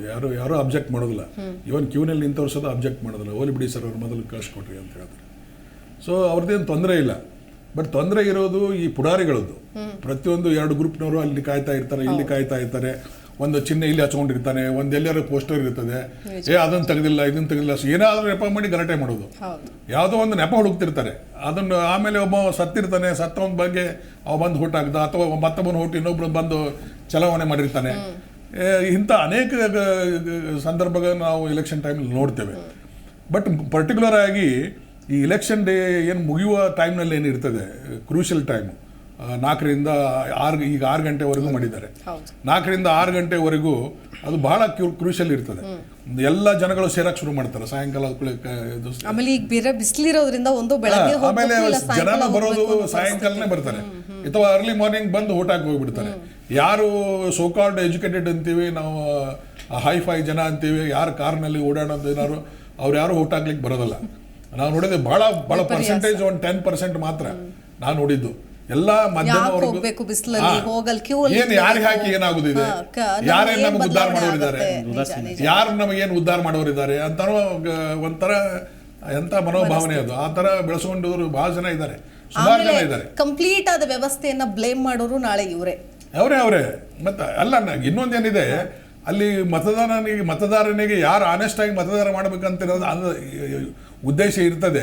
ಆ ಕ್ಯಾಂಡಿಡೇಟ್ಸ್ ಯಾರು ಆನೆಸ್ಟ್ ಆಗಿರೋದು ಅಲ್ಲಿ ಇರುವುದೇ ಇಲ್ಲ, ಸಿಗೋದೇ ಇಲ್ಲ. ಹುಡುಕಿದ್ರೆ ಆನೆಸ್ಟ್ ಆಗಿದ್ದಂತ ಕ್ಯಾಂಡಿಡೇಟ್ಗಳನ್ನ ಡಿಪಾಸಿಟ್ ಜಂಪ್ ಮಾಡಿ ಕಳಿಸ್ತೇವೆ ನಾವೇ ಜನ. ಬರೇ ಇಲೆಕ್ಷನ್ ದಲ್ಲಿ ಏನಿರ್ತದೆ, ಯಾವ ಜಾತಿಯವನು ಇವನು, ದುಡ್ಡದ ಯಾರು ಕೊಟ್ಟಾನೋ ಇಲ್ಲೋ, ಅವನು ದುಡ್ಡು ನೋಡಿ, ಅವನ ಜಾತಿ ನೋಡಿ, ಅವನದು ವರ್ಚಸ್ಸು ನೋಡಿ, ಅವನ ಅಧಿಕಾರ ನೋಡಿ, ಅವನು ಪ್ರತಿಯೊಂದು ಪಕ್ಷಗೂ ಟಿಕೆಟ್ ಕೊಡ್ತಾನೆ. ಅದರಲ್ಲಿ ಯಾವುದು ಮಾನ ಮರ್ಯಾದೆ, ಇವ ಒಳ್ಳೆ ಇದು ಅದಾನೆ, ಈ ಉದ್ಧಾರ ಮಾಡುವಂತ ನೇಚರ್ ಇದೆ, ಇವನು ಸೇವಕ ಇದ್ದಾನೆ, ನಿಜವಾದಂತ ಸಮಾಜ ಬಗ್ಗೆ ಕಳಕಳಿ ಇರುವಂತ ವ್ಯಕ್ತಿ ಇದ್ದಾನೆ ಅಂತ ಯಾವನು ಟಿಕೆಟ್ ಕೊಡೋದಿಲ್ಲ. ಆ ಜಾತಿಯವರು ಎಷ್ಟು ಜನ ವೋಟರ್ಸ್ ಇದ್ದಾರೆ, ಆ ಮೆಜಾರಿಟಿ ವೋಟರ್ ಜಾತಿ ಇದ್ರೆ ಅವ್ನಿಗೆ ಟಿಕೆಟ್ ಕೊಡೋದು, ದುಡ್ಡು ಜಾಸ್ತಿ ಇದ್ರೆ ಅಂಥವ್ರಿಗೆ ಟಿಕೆಟ್ ಕೊಡೋದು, ಖರ್ಚು ಮಾಡಲಿಕ್ಕೆ ಎಲ್ಲ ವ್ಯವಸ್ಥೆ ಮಾಡ್ತಾನಂತ. ಇದು ಪ್ರತಿಯೊಬ್ಬನಿಗೂ ಎಲೆಕ್ಷನ್ ಚೀಫ್ ಕಮಿಷನ್ ಹಿಡ್ಕೊಂಡು, ಪ್ರೆಸಿಡೆಂಟ್ ಆಫ್ ಇಂಡಿಯಾ ಹಿಡ್ಕೊಂಡು, ಅಟೆಂಡರ್ವರೆಗೂ, ಪಿಯೂನ್ವರೆಗೂ ಎಲ್ಲರಿಗೂ ಗೊತ್ತಿದೆ. ಈಗ ನಮ್ಮ ಎಲ್ಲ 15 ಲಕ್ಷ 20 ಲಕ್ಷ ಎಲೆಕ್ಷನ್ ಖರ್ಚು ಮಾಡ್ಬೇಕಂತ ಅವ್ರಿಗೆ ಎಲೆಕ್ಷನ್ ಕಮಿಷನ್ದವರು ಒಂದು ಡೆಡ್ಲೈನ್ ಕೊಟ್ಟಿದ್ದಾರೆ. 95 ಲಕ್ಷ. ಅದನ್ನ ಖರ್ಚು ಮಾಡೋದು ಎಷ್ಟು? ಒಬ್ಬೊಬ್ರು 100 ಕೋಟಿವರೆಗೂ ಖರ್ಚು ಮಾಡ್ತಾರೆ. ನಿಜ. ನೀವು ಅದೇ ನೋಡಿರ್ಬೇಕು, ಮಂಡ್ಯದಲ್ಲಿ ಲಾಸ್ಟ್ ಎಲೆಕ್ಷನ್ದಲ್ಲಿ ಒಂದು 100 ಕೋಟಿಗಿಂತ ಹೆಚ್ಚು ಖರ್ಚು ಮಾಡಿದ್ರು. ಸೊ ಅದ್ರ ಬಗ್ಗೆ ಎಲ್ಲರಿಗೂ ಗೊತ್ತಿದೆ, ಯಾರು ಆಕ್ಷನ್ ತಗೊಳ್ಳೋದಿಲ್ಲ. ಎವ್ರಿಬಡಿ ನೋಸ್, ವೋಟ್ ಹಾಕೋರಿಗೆ ಗೊತ್ತಿದೆ, ಹಾಕ್ಸೋರಿಗೆ ಗೊತ್ತಿದೆ, ಎಲ್ಲ ಆಫೀಸಿಯಲ್ಸು ಗೊತ್ತಿದೆ.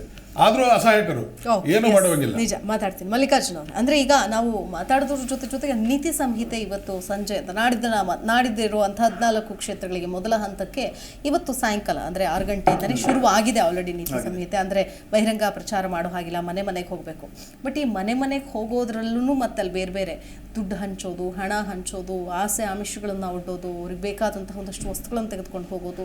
ಬಟ್ ಇದು ಎಲ್ಲೂ ಕೂಡ ಅಂದ್ರೆ ಈಗ ಎಷ್ಟೋ ಬಾರಿಗಳನ್ನು ನಾವು ಗಮನಿಸ್ತೀವಿ, ಯಾರು ಕೂಡ ಇದ್ರ ಬಗ್ಗೆ ಮಾತಾಡ್ತಾರೆ ಹೊರತು ಯಾರು ಕಂಪ್ಲೇಂಟ್ ಕೊಡೋಣ ಅಥವಾ ಇಲ್ಲೇನೋ ಆ್ಯಪ್ಗಳನ್ನು ಮಾಡಿದ್ದಾರೆ. ಈಗ ಸಿ ವಿಜಿಲ್ ಆ್ಯಪ್ ಅಂತ ಮಾಡಿದ್ದಾರೆ. ಸೊ ಇಲ್ಲಿ ಯಾರು ಬಂದು ಏನೋ ಒಂದು ಅಪ್ಡೇಟ್ ಮಾಡೋಣ ಅಂತಂದರೆ ನನಗೆ ಹಾಕಬೇಕು, ಯಾಕಂದ್ರೆ ನಾಳೆ ನಾನು ಇಲ್ಲೇ ಇರೋನು, ಸ್ಥಳೀಯರು ಅವರು ಕೂಡ ಸ್ಥಳೀಯರು, ನಾಳೆ ಇನ್ನೇನಾದರೂ ಸಮಸ್ಯೆ ಮಾಡಬಹುದು ಅನ್ನುವಂಥ ಒಂದು ಭಯದ ವಾತಾವರಣ ನಿರ್ಮಾಣ ಆಗಿದೆ. ಇದಕ್ಕೇನು ಹೇಳ್ತೀವಿ? ಮುಖ್ಯವಾಗಿ ಏನಾಗುತ್ತೆ ಅಂದರೆ ಜನರಿಗೆ ಭಯದ ವಾತಾವರಣ ಸೃಷ್ಟಿ ಮಾಡಿರ್ತಾರೆ. ಆ ಪಕ್ಷದ ಲೀಡರ್ಗಳು ಇರ್ತಾರೆ. ಈಗ ಪಕ್ಷೇತರವಾಗಿ ತುಂಬಾ ಒಳ್ಳೆ ವ್ಯಕ್ತಿನೇ ನಿಂತಿರ್ತಾನೆ, ಶಿಕ್ಷಣ ಇರುತ್ತೆ, ಹೋರಾಟದ ಮನೋಭಾವನೆ ಇರುತ್ತೆ, ಅವನಿಗೆಲ್ಲದೂ ಸ್ಥಿತಿಗತಿಗಳು ಗೊತ್ತಿರುತ್ತೆ. ಅವನಿಗೆ ನಾವು ಅವನಿಗೆ ಸಹಾಯ ಆಗಲಿ, ಮತದಾನ ಮಾಡೋಣ, ಅವೇರ್ ಮಾಡೋಣ, ಜನರಿಂದ ಅವನಿಗೆ ಓಟ್ ಹಾಕ್ಸಿ ಗೆಲ್ಸೋಣ ಅನ್ನೋ ಮನೋಭಾವನೆ ಯಾರಿಗೂ ಇರಲ್ಲ. ನಂದೇನಿದೆ, ನನ್ನ ಮನೇಲಿ ಎಷ್ಟು ಜನ ಚೆನ್ನಾಗಿದ್ದಾರೆ ಅಷ್ಟು ಮಾತ್ರ ಜನರು ಈ ಚುನಾವಣೆ ಸಂದರ್ಭದಲ್ಲಿ ನೋಡ್ತಾರೆ. ನನಗೆ ಎಷ್ಟು ಬಂತು, ನನ್ನ ತಂದೆ ತಾಯಿಗೆ ಏನು ಕೊಟ್ಟರು, ನನಗೆ ಯಾಕೆ ಕೊಟ್ಟಿಲ್ಲ ಅನ್ನೋದು ಬಿಟ್ಟರೆ ಬೇರೆದ್ರ ಬಗ್ಗೆ ಯಾವುದನ್ನು ಯೋಚನೆ ಮಾಡಲ್ಲ. ಆ ಪಕ್ಷದವ್ರು ಕೊಟ್ಟಿದ್ದಾರೆ, ಇವ್ರು ಕೊಟ್ಟಿಲ್ಲ, ಅವ್ರು ಬಂದರೂ ಇಸ್ಕೊಳ್ಳಿ, ಇವರು ಇಸ್ಕೊಳ್ಳಿ. ಹಾಗಾಗಿ ಎಲ್ಲೋ ಒಂದು ಈಗ ಎಲ್ಲ ನಡೆಯುತ್ತೆ. ಇವಾಗ ಏನಾಗುತ್ತೆ ಅಂದ್ರೆ ಮೂಲತಃ ಈಗೆಲ್ಲ ಅಲ್ಲ ಇಸ್ಕೊಳ್ಳಿ, ನಾಳೆ ನಾವೇನಾದ್ರು ಪ್ರಶ್ನೆ ಕೇಳೋದಕ್ಕೆ ಒಂದು ನೈತಿಕತೆಯನ್ನೇ ಮರ್ತು ಬಿಡಿ ಹೆಸರು ಕೇಳಕ್ ಆಗಲ್ಲ. ಯಾಕೆ ದುಡ್ಡು ಕೊಟ್ಟಿಲ್ವಾ? ಯಾಕಂದ್ರೆ ಅಲ್ಲಿ ಹೋಗಿ ಅವ್ರು ಯಾರನ್ನ ಕೇಳಬೇಕು? ಅಲ್ಲಿ ದುಡ್ಡು ಕೊಟ್ಟವ್ರನ್ನೇ, ಅಲ್ಲಿ ಲೋಕಲ್ ಲೀಡರ್ಸ್ನೇ ಹೋಗಿ ಕೇಳಬೇಕು. ಅವ್ರು ಹೋಗಿ MP ಕೇಳಕ್ಕಾಗಲ್ಲ, MP ಸಿಗೋದು ಇಲ್ಲ ಅನ್ನೋಂಥ ಪರಿಸ್ಥಿತಿ ನಿರ್ಮಾಣ. ಇವತ್ತು ನೈಟ್ ಎಲ್ಲ ಪ್ಲಾನ್ ಆಗಿರುತ್ತೆ ಮೇಡಮ್. ಎಲ್ಲ ಪ್ಲಾನ್ ಆಗಿಬಿಟ್ಟು ವ್ಯವಸ್ಥಿತವಾಗಿ ನಾಳೆ ಬೆಳಗ್ಗೆ ಮತದಾನ ಸ್ಟಾರ್ಟ್ ಆಗುತ್ತೋ ಎಲ್ಲ ಸೆಗ್ರಿಗೇಟ್ ಆಗುತ್ತೆ. ಎಲ್ಲ ಜವಾಬ್ದಾರಿ ವ್ಯವಸ್ಥಿತವಾಗಿ ತಗೊಂಡಿರ್ತಾರೆ. ವ್ಯಕ್ತಿ ಆಯ್ಕೆ ಮಾಡುವಂತ ಮಾರ್ಗದರ್ಶನ ಯಾರು ಕೂಡ ಮತದಾರರಿಗೆ ಕೊಟ್ಟಿರೋ, ಅದು ಮುಖ್ಯವಾಗಿ ಇವತ್ತು ಎಲ್ಲದನ್ನು ಅವರು ಸ್ಟೋರ್ ಮಾಡಿರ್ತಾರೆ. ಅವ್ರಿಗೆ ಏನೇನ್ ಬೇಕು, ಕುಕ್ಕರ್ ಆಗಿ. ವಿಜಿಲೆನ್ಸ್ ಬಗ್ಗೆ ಈಗ ನಾವು ಚುನಾವಣಾ ಆಯೋಗ ಅಂತ ಹೇಳ್ತೀವಿ, ಬಟ್ ಎಷ್ಟೇ ಏನೇ ಹೇಳಿದ್ರು ತುಂಬಾ ಸ್ಟ್ರಿಕ್ಟ್ ಚೆಕ್ ಪೋಸ್ಟ್ಗಳು ಇರುತ್ತೆ ಎಲ್ಲಾ ಕಡೆ. ಸಾಮಾನ್ಯವಾಗಿ ಪಾಪ ಓಡಾಡೋರ್ ಕಾರ್ಗಳನ್ನೆಲ್ಲವೂ ಕೂಡ ಚೆಕ್ ಮಾಡ್ತಾ ಇರ್ತಾರೆ. ಬಟ್ ಇಷ್ಟೆಲ್ಲ ಹರಿದಾಡ್ತಾ ಇದ್ರು ಕೂಡ ಒಂದಷ್ಟು ಸೀಸ್ ಕೂಡ ಮಾಡಿರ್ತಾರೆ. ಬಟ್ ಅದಾದ್ಮೇಲೆ ಯಾರಿಗೂ ಶಿಕ್ಷೆ ಆಗೋದಿಲ್ಲ ಅನ್ನೋದು ಮತ್ತೊಂದು ಪ್ರಕರಣ ರಿಜಿಸ್ಟರ್ ಮಾಡ್ಕೊಂತಾರೆ. ತದನಂತರ ಈಗ ಒಂದು 3-4 ತಿಂಗಳು ಬೇಕು, ಚಾರ್ಜ್ ಶೀಟ್ ಹಾಕ್ಬೇಕು. ತದನಂತರ ಏನಾಗುತ್ತೆ ಅಂದ್ರೆ ಸಾಕ್ಷಿಗಳನ್ನ ನಾಶ ಮಾಡ್ತಾರೆ. ಅಧಿಕಾರಿಗಳು ಚುನಾವಣೆ ಇದ್ದಾಗ ಮಾತ್ರ ಅದು ವ್ಯವಸ್ಥಿತವಾಗಿ ಕಾರ್ಯನಿರ್ವಹಿಸ್ತಾ ಇರುತ್ತೆ. ತದನಂತರ ಅದ್ರದ್ದು ಕ್ವಾಲಿಟಿನೇ ಕಡ್ಕೊಂಡ್ಬಿಡುತ್ತೆ. ಅದು ಮುಖ್ಯವಾಗಿ. ಯಾಕೆಂದ್ರೆ ಯಾರು ಮುಂದೆ ಬರಲ್ಲ. ಅಲ್ಲೇನಾಗುತ್ತೆ, ಎಲ್ಲ ಅಫಿಷಿಯಲ್ ವಿಟ್ನೆಸ್ ಇರ್ತಾರೆ, ಅವ್ರು ಮಾಡಿದ್ದಾರೆ ಅನ್ನೋ ರೀತಿಲಿ ಇದಾಗ್ಬಿಡುತ್ತೆ. ಯಾರು ಈಗ ಸಾರ್ವಜನಿಕ ಬಂದು ಹಿಂಗಾಗಿದೆ ಅಂತ ಹೇಳೋನು ಸಾಕ್ಷಿದಾರ ಸಿಗಲ್ಲ. ಹಂಗಾಗಿ ಕೆಲವೊಂದು ಆಮೇಲೆ ಈಗ ಎಷ್ಟೋ ಬಾರಿ ನಾವು ಹೇಳ್ತೀವಿ ಸಾಕ್ಷಿ ಸಿಕ್ಲಿಲ್ಲ ಅಂದ್ರೆ ಈಗ ದಾಖಲೆ ಇಲ್ಲದ ದುಡ್ಡನ್ನು ವಶಪಡಿಸಿಕೊಂಡಿದ್ದಾರೆ ಅಂತ ಹೇಳ್ತೀವಿ. ಅಂದ್ರೆ ನಾಳೆ ದಿನ ಅದು ಯಾವುದೋ ಒಂದು ಪೂರಕ ದಾಖಲೆಯನ್ನ ಕೊಟ್ಬಿಟ್ಟು ಅದನ್ನ ಬಿಡಿಸ್ಕೊಂತಾರೆ, ಕೋರ್ಟ್ ಮುಖಾಂತರ ಬಿಡಿಸ್ಕೊಂತಾರೆ. ಹಾಗಾಗಿ ಏನಾಗುತ್ತೆ ಅಂದ್ರೆ ಈಗ ಕೆಲವೊಂದು ಸೀಸ್ ಮಾಡ್ತಾರೆ. ಸೀಸ್ ಮಾಡಿದ್ ಎಷ್ಟು ಅಂತ ಗೊತ್ತೇ ಆಗಲ್ಲ. ನಿಜ ನಿಜ. ಓಕೆ ಸರ್, ಈಗ ಎಷ್ಟೋ ಸಾರಿ ಅಭ್ಯರ್ಥಿಗಳ ಚಿಹ್ನೆ ಇರುತ್ತೆ. ಅಂದ್ರೆ ಅಲ್ಲಿ ಇದು ಈಗ ಹಣದ ವಿಚಾರ ಒಂದ್ ಲೆಕ್ಕ ಆದ್ರೆ ಒಂದಷ್ಟು ವಸ್ತುಗಳನ್ನ, ಗಿಫ್ಟ್ಗಳನ್ನ, ಉಡುಗೊರೆಗಳನ್ನ ತೆಗೆದುಕೊಂಡು ಹೋಗ್ತಾ ಇರ್ತಾರೆ. ಗಡಿಯಾರನೋ, ಕುಕ್ಕರು, ಮತ್ತೊಂದು ಮಗದೊಂದು. ಅಲ್ಲಿ ನೀಟಾಗಿ ಅಭ್ಯರ್ಥಿಯ ಗುರುತಿದ್ರೂ ಕೂಡ ಅವ್ರ ಮೇಲೆ ಏನು ಆಕ್ಷನ್ ಆಗಲ್ಲ. ಇದುವರೆಗೂ ಯಾರು ಕೂಡ ಒಂದು ಅಂದ್ರೆ ಶಿಕ್ಷೆನ ಅನುಭವಿಸಿಲ್ಲ ಅನ್ನೋದು ಮತ್ತೊಂದು ವಿಪರ್ಯಾಸ. ಏನ್ ಸರ್ ಇದ್ರ ಬಗ್ಗೆ ಏನು ಹೇಳಿ? ಬಸವಣ್ಣವರ ಒಂದು ವಚನ ಮೂಲಕ ನಾನು ಇಂಡಿಯನ್ ಡೆಮೋಕ್ರಸಿ ಸಿಸ್ಟಮ್ ಎಲ್ಲಿ ಹಾಳಾಗ್ತಿದೆ ಅಂತ ಹೇಳ್ತೀನಿ.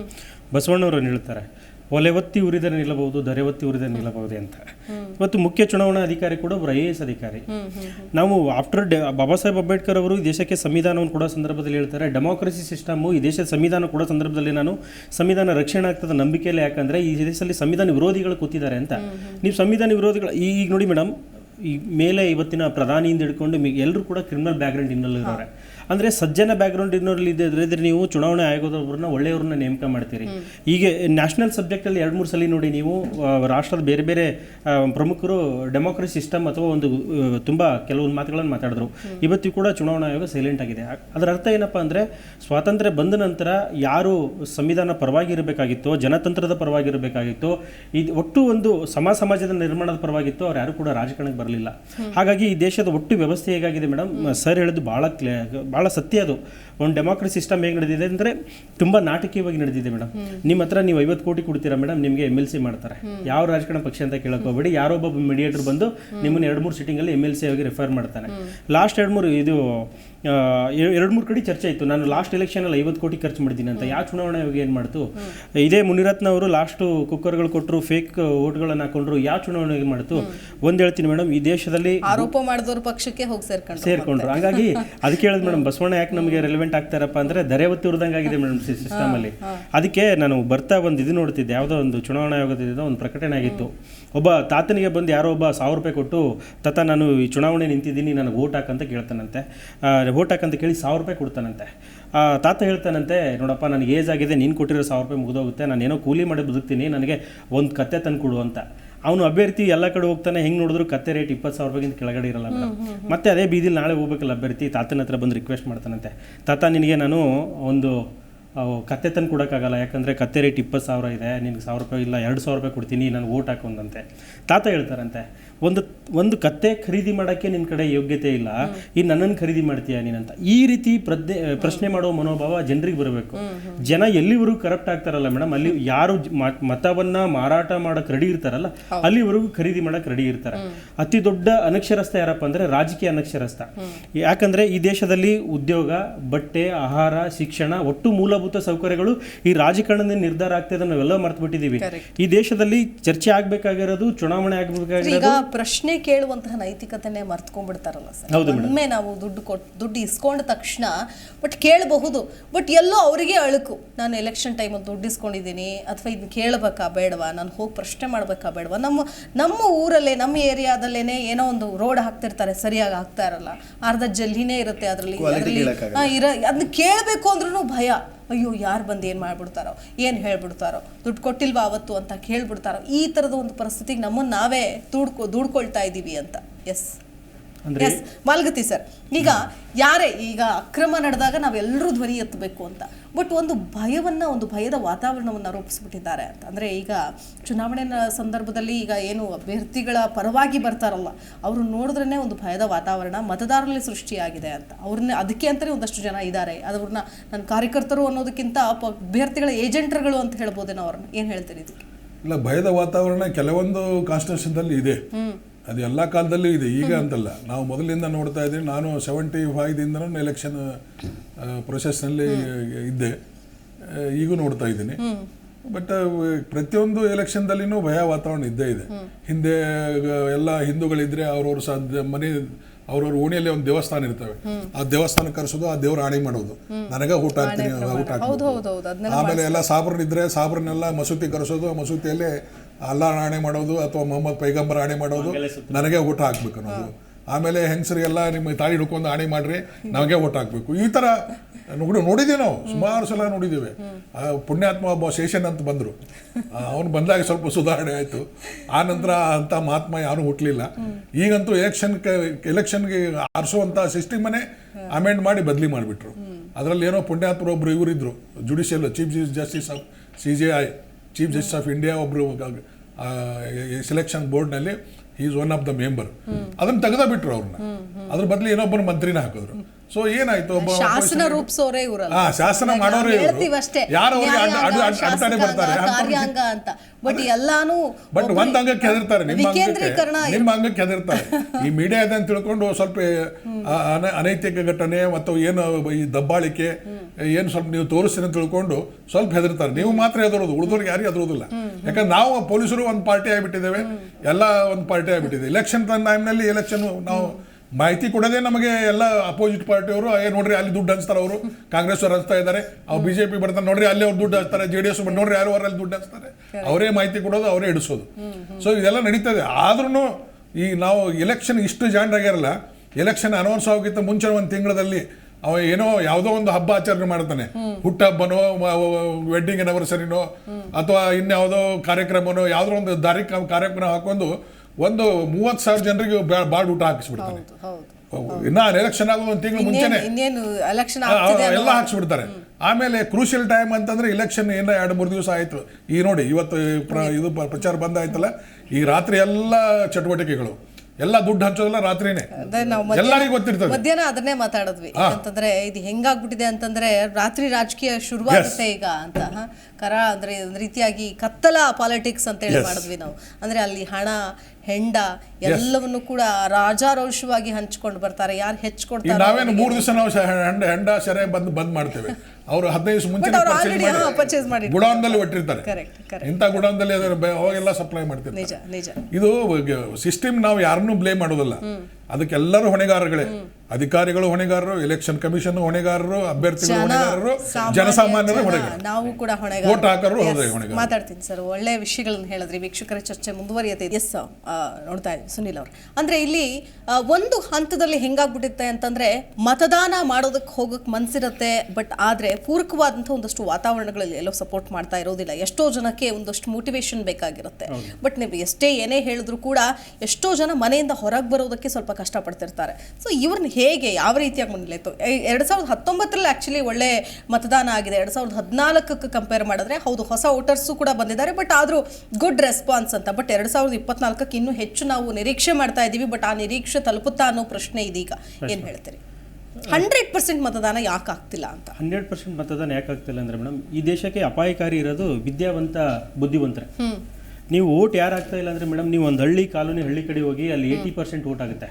ಸಿಟಿಲಿ ಬಂದಾಗ ನಮಗೆ ವೋಟಿಂಗ್ ಸಿಸ್ಟಮ್ ಮೈನಸ್ ಆಗ್ತಿದೆ. ರೀಸನ್ ಏನಪ್ಪಾ ಅಂದ್ರೆ ಕರ್ಕೊಂಡು ವೋಟ್ ಹಾಕೋರ್ಸು ಹುಡುಗರು, ಯುವಕರು, ವಾಲಂಟಿಯರ್ಸ್ ಅಥವಾ ಪಕ್ಷದ ಕಾರ್ಯಕರ್ತರು ತುಂಬಾ ಜನ ಇರ್ತಾರೆ ಮೇಡಮ್. ಒಂದೇನಪ್ಪಾ ಅಂದ್ರೆ ಅಲ್ಲಿ ಹಳ್ಳಿಲಿ ನೀವು ಹೇಳ್ದಂಗೆ ಸ್ಥಳೀಯ ಮುಖಂಡರ ಪರಿಚಯ ಇರ್ತದೆ, ದುಡ್ಡು ಕೊಟ್ಟಿದ್ದಾರೆ, ದುಡ್ಡು ತಗೊಂಡಿದ್ದಾರೆ ಅನ್ನೋದು ಇರ್ತದೆ, ಪಕ್ಕದ ಮನೆಯವ್ರು ಮಾಡಿದ್ರು ನಾವು ಮಾಡಿಲ್ಲ ಅನ್ನೋದು ಇರ್ತದೆ.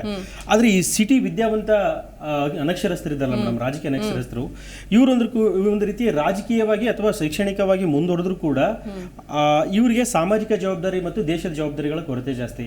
ನೀವು ಬೇಕಾದ್ರೆ ಇಲೆಕ್ಷನ್ ದಿನ ನೋಡಿ, ಮೈಸೂರು ರೋಡ್ ಮತ್ತೆ ಈ ನಂದಿ ಬೆಟ್ಟದ ರೋಡ್ ಫುಲ್ ಜಾಸ್ತಿ ಕಾರ್ಗಳು ಹೋಗ್ತಿರ್ತವೆ. ರೀಸನ್ ಏನಂದ್ರೆ ಅವ್ರಿಗೆ ಅವತ್ತು ರಜೆ. ಈ ರೀತಿ ಮೂರ್ಖತನದ ಭಾವನೆಯನ್ನ ಈ ಜನರುಗಳು ಬಿಡಬೇಕು. ಅದರ್ವೈಸ್ ಏನಾಗುತ್ತೆ, ಒಂದು ಓಟ್ ಹಾಕಿದ್ರು ಈ ದೇಶದ ಏರ್ಪೋರ್ಟ್ ಮಾರಾಟ ಆಗತ್ತು, ಇನ್ನೊಂದು ಓಟ್ ಹಾಕಿದ್ರು RBI ನಾಶ ಆಗೋಯ್ತು, ಇನ್ನೊಂದು ಓಟ್ ಹಾಕಿದ್ರೆ ಇನ್ನೊಂದು ಓಟ್ ಆಗದೆ ಇದ್ರೆ ಡೆಮೋಕ್ರಸಿ ಸಿಸ್ಟಮೇ ಹಾಳಾಗೋಗುತ್ತೆ. ಹಾಗಾಗಿ ಒಂದು ಮಾತಿದೆ ಮೇಡಮ್, ಕೆಟ್ಟವನಿಂದ ಈ ದೇಶದ ಒಟ್ಟು ವ್ಯವಸ್ಥೆ ಹಾಳಾಗ್ತಿಲ್ಲ. ಬುದ್ಧಿ ಇದ್ದು ಕೂಡ ನೀವು ಅದನ್ನ ವ್ಯವಸ್ಥೆಯನ್ನ ಸರಿ ಮಾಡೋ ದಾರಿಗೆ ಬರಲೇ ಇಲ್ಲ ಅಂದ್ರೆ ವ್ಯವಸ್ಥೆ ಹಾಳಾಗ್ತಿದೆ. ಈ ವೀಕ್ಷಕರಲ್ಲಿ ಬಹಳ ಜನ ವಿದ್ಯಾವಂತರು ಇದ್ದಿದ್ದೆ, ಆದ್ರೆ ನಮ್ಮ ಜವಾಬ್ದಾರಿ ಏನಪ್ಪಾ ಅಂದ್ರೆ ಒಂದು ಓಟು ನಾವು ಹಾಕೋದ್ರ ಜೊತೆಗೆ 10 ಓಟ್ ಹಾಕಿಸ್ಬೇಕು. ಅದು ಸಂವಿಧಾನ ಪರವಾಗಿರೋ ಕಡೆ ಹಾಕಿಸ್ಬೇಕಾಗ್ತದೆ. ಹಾಗಾಗಿ ವಿದ್ಯಾವಂತರ ಕಡೆ ಸರ್ಕಾರಗಳು ಕೂಡ ಗಮನಿಸಬೇಕು. ಓಟ್ ಹಾಕಿಲ್ಲ ಅನ್ನೋದಾದ್ರೆ ನೀವು ಯಾಕೆ ಹಾಕಿಲ್ಲ ಅನ್ನೋದನ್ನ after election commission or central government ಅದು ವರದಿ ತಗೋಬೇಕು. ಇವೆರಡು ನಿಷ್ಕ್ರಿಯ ಆಗಿದೆ ಅನ್ನೋದಾದ್ರೆ ಸುಪ್ರೀಂ ಕೋರ್ಟ್ ಇಲ್ಲಿವರೆಗೂ ಡೆಮೋಕ್ರಸಿ ಸಿಸ್ಟಮ್ ಅಲ್ಲಿ ಬಹಳ ಕೆಲಸ ಮಾಡಿದೆ. ಅವರಾದ್ರೂ ಕೂಡ ಯಾಕೆ ವಿದ್ಯಾವಂತರು ಕೂಡ ಶಿಕ್ಷಣ ವೋಟಿಂಗ್ ಪವರ್ ಇಂದ ಉಳಿತಿದ್ರು ಅವ್ರು ಸ್ಟಡಿ ಮಾಡಿ ಎಲ್ಲ ಈ ಹಂತದ ಇಲೆಕ್ಷನ್ಗಳ ನಂತರ ರಾಜಕೀಯ ಪಕ್ಷಗಳು ಹೇಗೆ ನಾವು ಸೋತಿವಂತ ಒಂದು ಪರಾಮರ್ಶೆ ವರದಿಯನ್ನು ತಗೋತದಲ್ಲ, ಅದೇ ರೀತಿ ಸುಪ್ರೀಂ ಕೋರ್ಟ್ಗೆ ಒಂದು ರಿಕ್ವೆಸ್ಟ್ ಏನಂದ್ರೆ ಯಾಕೆ ವಿದ್ಯಾವಂತರು ಓಟ್ ಆಗ್ತಿಲ್ಲ, ಅವ್ರು ಓಟ್ ಆಗದೆ ಇದ್ರೆ ಇಡೀ ಸಿಸ್ಟಮ್ ಹೇಗೆ ಹಾಳಾಗುತ್ತೆ ಅನ್ನೋದನ್ನ ಒಂದು ಬ್ಯಾಕ್ಗ್ರೌಂಡ್ ಒಂದು ವರದಿ ಮಾಡ್ಬೇಕಂತ ನನಗೆ. ಎಕ್ಸಾಕ್ಟ್ಲಿ ಎಸ್ ಹೇಳಿ. ನಮ್ಮ ಕಲೀಗ್ ಬ್ರದರ್ ಹೇಳಿದ್ರು, ಸುಪ್ರೀಂ ಕೋರ್ಟ್ನ ಈಗ ಪ್ರೆಸೆಂಟ್ ಏನಿದೆಲ್ಲ ನಮ್ಮ DY ಚಂದ್ರಚೂಡ್ ಅವರು ಕೂಡ ಮತದಾನದ ಬಗ್ಗೆ ಅವೇರ್ನೆಸ್ನ ಮೂಡಿಸ್ತಾ ಇದ್ದಾರೆ. ಸುಮಾರು ಚಾನಲ್ಗಳಲ್ಲಿ ಬರ್ತಾ ಇದೆ. ಅವರು ಕೂಡ ತುಂಬ ಪ್ರಜೆಗಳಿಗೋಸ್ಕರ ಯಾರು ಆಯ್ಕೆ ಮಾಡಬೇಕು ಅನ್ನೋದನ್ನ ತುಂಬಾ ಸ್ಪಷ್ಟವಾಗಿ ಅವ್ರು ಎಲ್ಲಾ ಭಾಷೆಗಳಲ್ಲೂ ಕೊಟ್ಟಿದ್ದಾರೆ. ಈಗ ಅದು ಕೂಡ ನಮ್ಗೆ ಎಲ್ಲಾ ಕಡೆನೂ ಸುದ್ದಿ ಆಗುತ್ತೆ. ಈಗ ಸುಪ್ರೀಂ ಕೋರ್ಟ್ನ ನ್ಯಾಯಾಧೀಶರು ಮತದಾನ ಮಾಡಿ ಅಂತ ಹೇಳ್ತಾರೆ ಅಂದ್ರೆ ಒಂದು ದೊಡ್ಡ ಮಟ್ಟದಲ್ಲಿ, ಅದನ್ನು ಕೂಡ ಯಾವುದು ಕೂಡ ನ್ಯೂಸ್ ಚಾನೆಲ್ಗಳು ಸುದ್ದಿ ಮಾಡಲ್ಲ. ಅದನ್ನು ಕೂಡ ಈ ಅಂತ ದೊಡ್ಡವರೇ ಹೇಳಿದಾಗ ಎಲ್ಲಾ ಕಡೆನೂ ಅದು ಸುದ್ದಿ ಪ್ರಚಾರ ಆಗಬೇಕು, ಅದು ಕೊರತೆ ಇದೆ. ಈಗ IT-BT ಅವರು ಎಲ್ಲರೂ ಹೇಳ್ತಾರೆ ಬೆಂಗಳೂರು ಹಂಗಿದೆ ಹಿಂಗಿದೆ ಅಂತ. ಮತದಾನ ಮಾಡುವಾಗ ಬೇರೆಯವ್ರು ಯಾರು ಮಾಡಲ್ಲ. ಈ IT-BT ಅವರು ಏನು ಅಂದ್ರೆ ಆಮೇಲೆ ಇನ್ನೊಂದು ಬೇಸರದ ಸಂಗತಿ ಅಂದ್ರೆ ಎಷ್ಟೋ ಜನ ವಲಸಿಗರಲ್ಲಿದ್ದಾರೆ, ಬೇರೆ ಬೇರೆ ಕಡೆಗಳಿಂದ ಬಂದು ಸುಮಾರು ವರ್ಷಗಳಿಂದ ಇಲ್ಲೇ ನೆಲೆಸಿದ್ದಾರೆ. ಬಟ್ ಅವ್ರು ಯಾರಿಗೂ ಕೂಡ ಇಲ್ಲಿನ ಸ್ಥಳೀಯ ನಾಗರಿಕತೆಯನ್ನ ಅಥವಾ ಇಲ್ಲಿನ ವೋಟರ್ ಇದನ್ನ ಮಾಡಿಸ್ಕೋಬೇಕು ಅಂತ ಯಾರಿಗೂ ಇಲ್ಲ. ಮಾಡಿಸಿದ್ರು ಕೂಡ ಬಟ್ ಹೋಗಿ ವೋಟ್ ಹಾಕಲ್ಲ ಅನ್ನೋದು. ಈಗ ಏನಾಗುತ್ತೆ, ಒಂದು ರೆಂಟ್ ಅಗ್ರಿಮೆಂಟ್ ತಗೊಂತಾನೆ ಒಬ್ಬ, ಅಲ್ಲಿ ವೋಟರ್ ID ನ ಮಾಡಿಸ್ತಾನೆ ಅವನು, ಅಲ್ಲಿ ಸ್ಥಳೀಯವಾಗಿರ್ತಾನೆ, ಇಲ್ಲಿ ವಾಸಕ್ಕಿದೆಯಾ ನೀನು ಒಂದು ವರ್ಷ 2 ವರ್ಷ ಇದೆಯಾ ಅಂದ್ರೆ ಅಲ್ಲಿ ಲೋಕಲ್ ಅಲ್ಲಿ ವೋಟರ್ ID ಮಾಡಿಸ್ಕೊಡ್ತಾರೆ. ಯಾಕೆಂದ್ರೆ ಅಲ್ಲಿರ್ತಕ್ಕಂಥ ಲೋಕಲ್ ಲೀಡರ್ ಅವನ್ನ ಕಂಟ್ರೋಲ್ ಮಾಡ್ತಾನೆ, ವೋಟ್ ಮಾಡ್ತಾರೆ. ಬಟ್ ಕೆಲವೊಂದು ಏನಾಗುತ್ತೆ ಅಂದ್ರೆ ಈಗ IT-BT ಇವ್ರು ಹೇಳಿದ್ರು, ನಮ್ಮ ಸ್ನೇಹಿತರು ಹೇಳಿದ್ರು, ತುಂಬಾ ಓದ್ಕೊಂಡವ್ರು ಯಾರು ವೋಟ್ ಮಾಡಲ್ಲ. ಈಗ ಯಾರೋ ಒಬ್ಬ ಇಲ್ಲಿ ಕೂಲಿ ಮಾಡಕ್ ಬಂದಿರ್ತಾನೆ, ಒಂದು 10-15 ಸಾವಿರ ದುಡಿತಾ ಇರ್ತಾನೆ, ಒಂದು ರೆಂಟ್ ಅಗ್ರಿಮೆಂಟ್ ಮಾಡ್ಕೊಂತಾನೆ, ಅಲ್ಲಿ ಲೋಕಲ್ ಯಾರೋ ಲೀಡರ್ ಇರ್ತಾನೆ, ವೋಟ್ ಹಾಕ್ತಾನೆ ಅವನು. ಈಗ ಒಂದು ಹಂತದ ಇಲ್ಲಿ ಫಸ್ಟ್ ಇರುತ್ತೆ, 2ನೇ ಹಂತದ ಮತದಾನ. ಈಗ ಶಾಯಿ ಇದೆ ಅಂತ ಅನ್ಕೊಂಡು ಎರಡು ಕಡೆ ವೋಟ್ ಮಾಡೋಕ್ಕಲ್ಲ. ನಮಗೆ ಏನು ಮೂಲತಃ ಏನಾಗಿದೆ ಅಂದರೆ ಆಧಾರ್ ಕಾರ್ಡ್ಗೂ ವೋಟರ್ ಐ ಡಿಗೂ ಲಿಂಕ್ ಇಲ್ಲ. ಯಾರೋ ಬೇರೆ ಪಕ್ಕದ ರಾಜ್ಯದವನು ಇಲ್ಲಿ ಬರ್ತಾನೆ, ಇಲ್ಲಿ ವೋಟ್ ಮಾಡ್ತಾನೆ, 15-20 ದಿನಕ್ಕೆ ಶಾಯಿ ಹೋಗುತ್ತೆ, ಅಲ್ಲಿ ವೋಟರ್ ಲಿಸ್ಟಲ್ಲಿ ಇರುತ್ತದೆ, ಅದನ್ನ ಯಾರು ಕನ್ಸಿಡರ್ ಮಾಡಲ್ಲ. ಈಗ ಏನಾಗಿದೆ, ಕರ್ನಾಟಕದಲ್ಲಿ ವೋಟ್ ಹಾಕ್ತಾರೆ, ಇಲ್ಲೂ ಹೋಗ್ತಾರೆ. ಈಗ ಬೇರೆ ರಾಜ್ಯದವ್ರು ಈಗ ಇವತ್ತು ರಾತ್ರಿ ಬರ್ತಾರೆ, 10-15 ಬಸ್ಗಳು ಬರುತ್ತೆ ಇವತ್ತು, ಅಲ್ಲಿಂದ ಬಂದು ವೋಟ್ ಹಾಕ್ತಾರೆ. ಇಲ್ಲೆಲ್ಲ ವಲಸಿಗರು ಬಂದು ಇಲ್ಲಿದ್ದು ಅವರು ಇಲ್ಲಿ ನಮ್ಮ ಚುನಾವಣೆ ಆಗಿದ್ದಲ್ಲಿ ಅವ್ರು ಸೇರ್ಪಡೆ ಆಗಿರ್ತಾರೆ. ಆ ಥರದಲ್ಲಿ ತುಂಬ ಲೋಪದೋಷಗಳು ಇದ್ದಾವೆ. ಅದನ್ನು ಈಗ ಆಧಾರ್ ಕಾರ್ಡಿಗೆ ಲಿಂಕ್ ಆಯಿತು ಅಂದ್ರೆ ಅವನು ಇಂಡಿಯಾದಲ್ಲಿ ಎಲ್ಲಾದರೂ ಒಂದು ಹತ್ರ ವೋಟ್ ಹಾಕಬೇಕು. ನಿಜ ನಿಜ ನಿಜ. ಎಸ್ ಅಲ್ಗತಿ ಸರ್, ಅಂದರೆ ಇಲ್ಲಿ ನೀತಿ ಸಂಹಿತೆ ಜಾರಿಯಲ್ಲಿರುವಾಗ ಅದನ್ನ ಉಲ್ಲಂಘನೆ ಮಾಡಿದವ್ರನ್ನ ಅಟ್ಲೀಸ್ಟ್ ಗಮನಕ್ಕೆ ತನ್ನಿ ಅನ್ನುವಂಥ ನಿಟ್ಟಿನಲ್ಲಿ ಒಂದಷ್ಟು ವಿಜಿಲೆನ್ಸ್ ಅಂತ ವಿಜಿಲ್ ಒಂದು ಆ್ಯಪ್ ಇದೆ.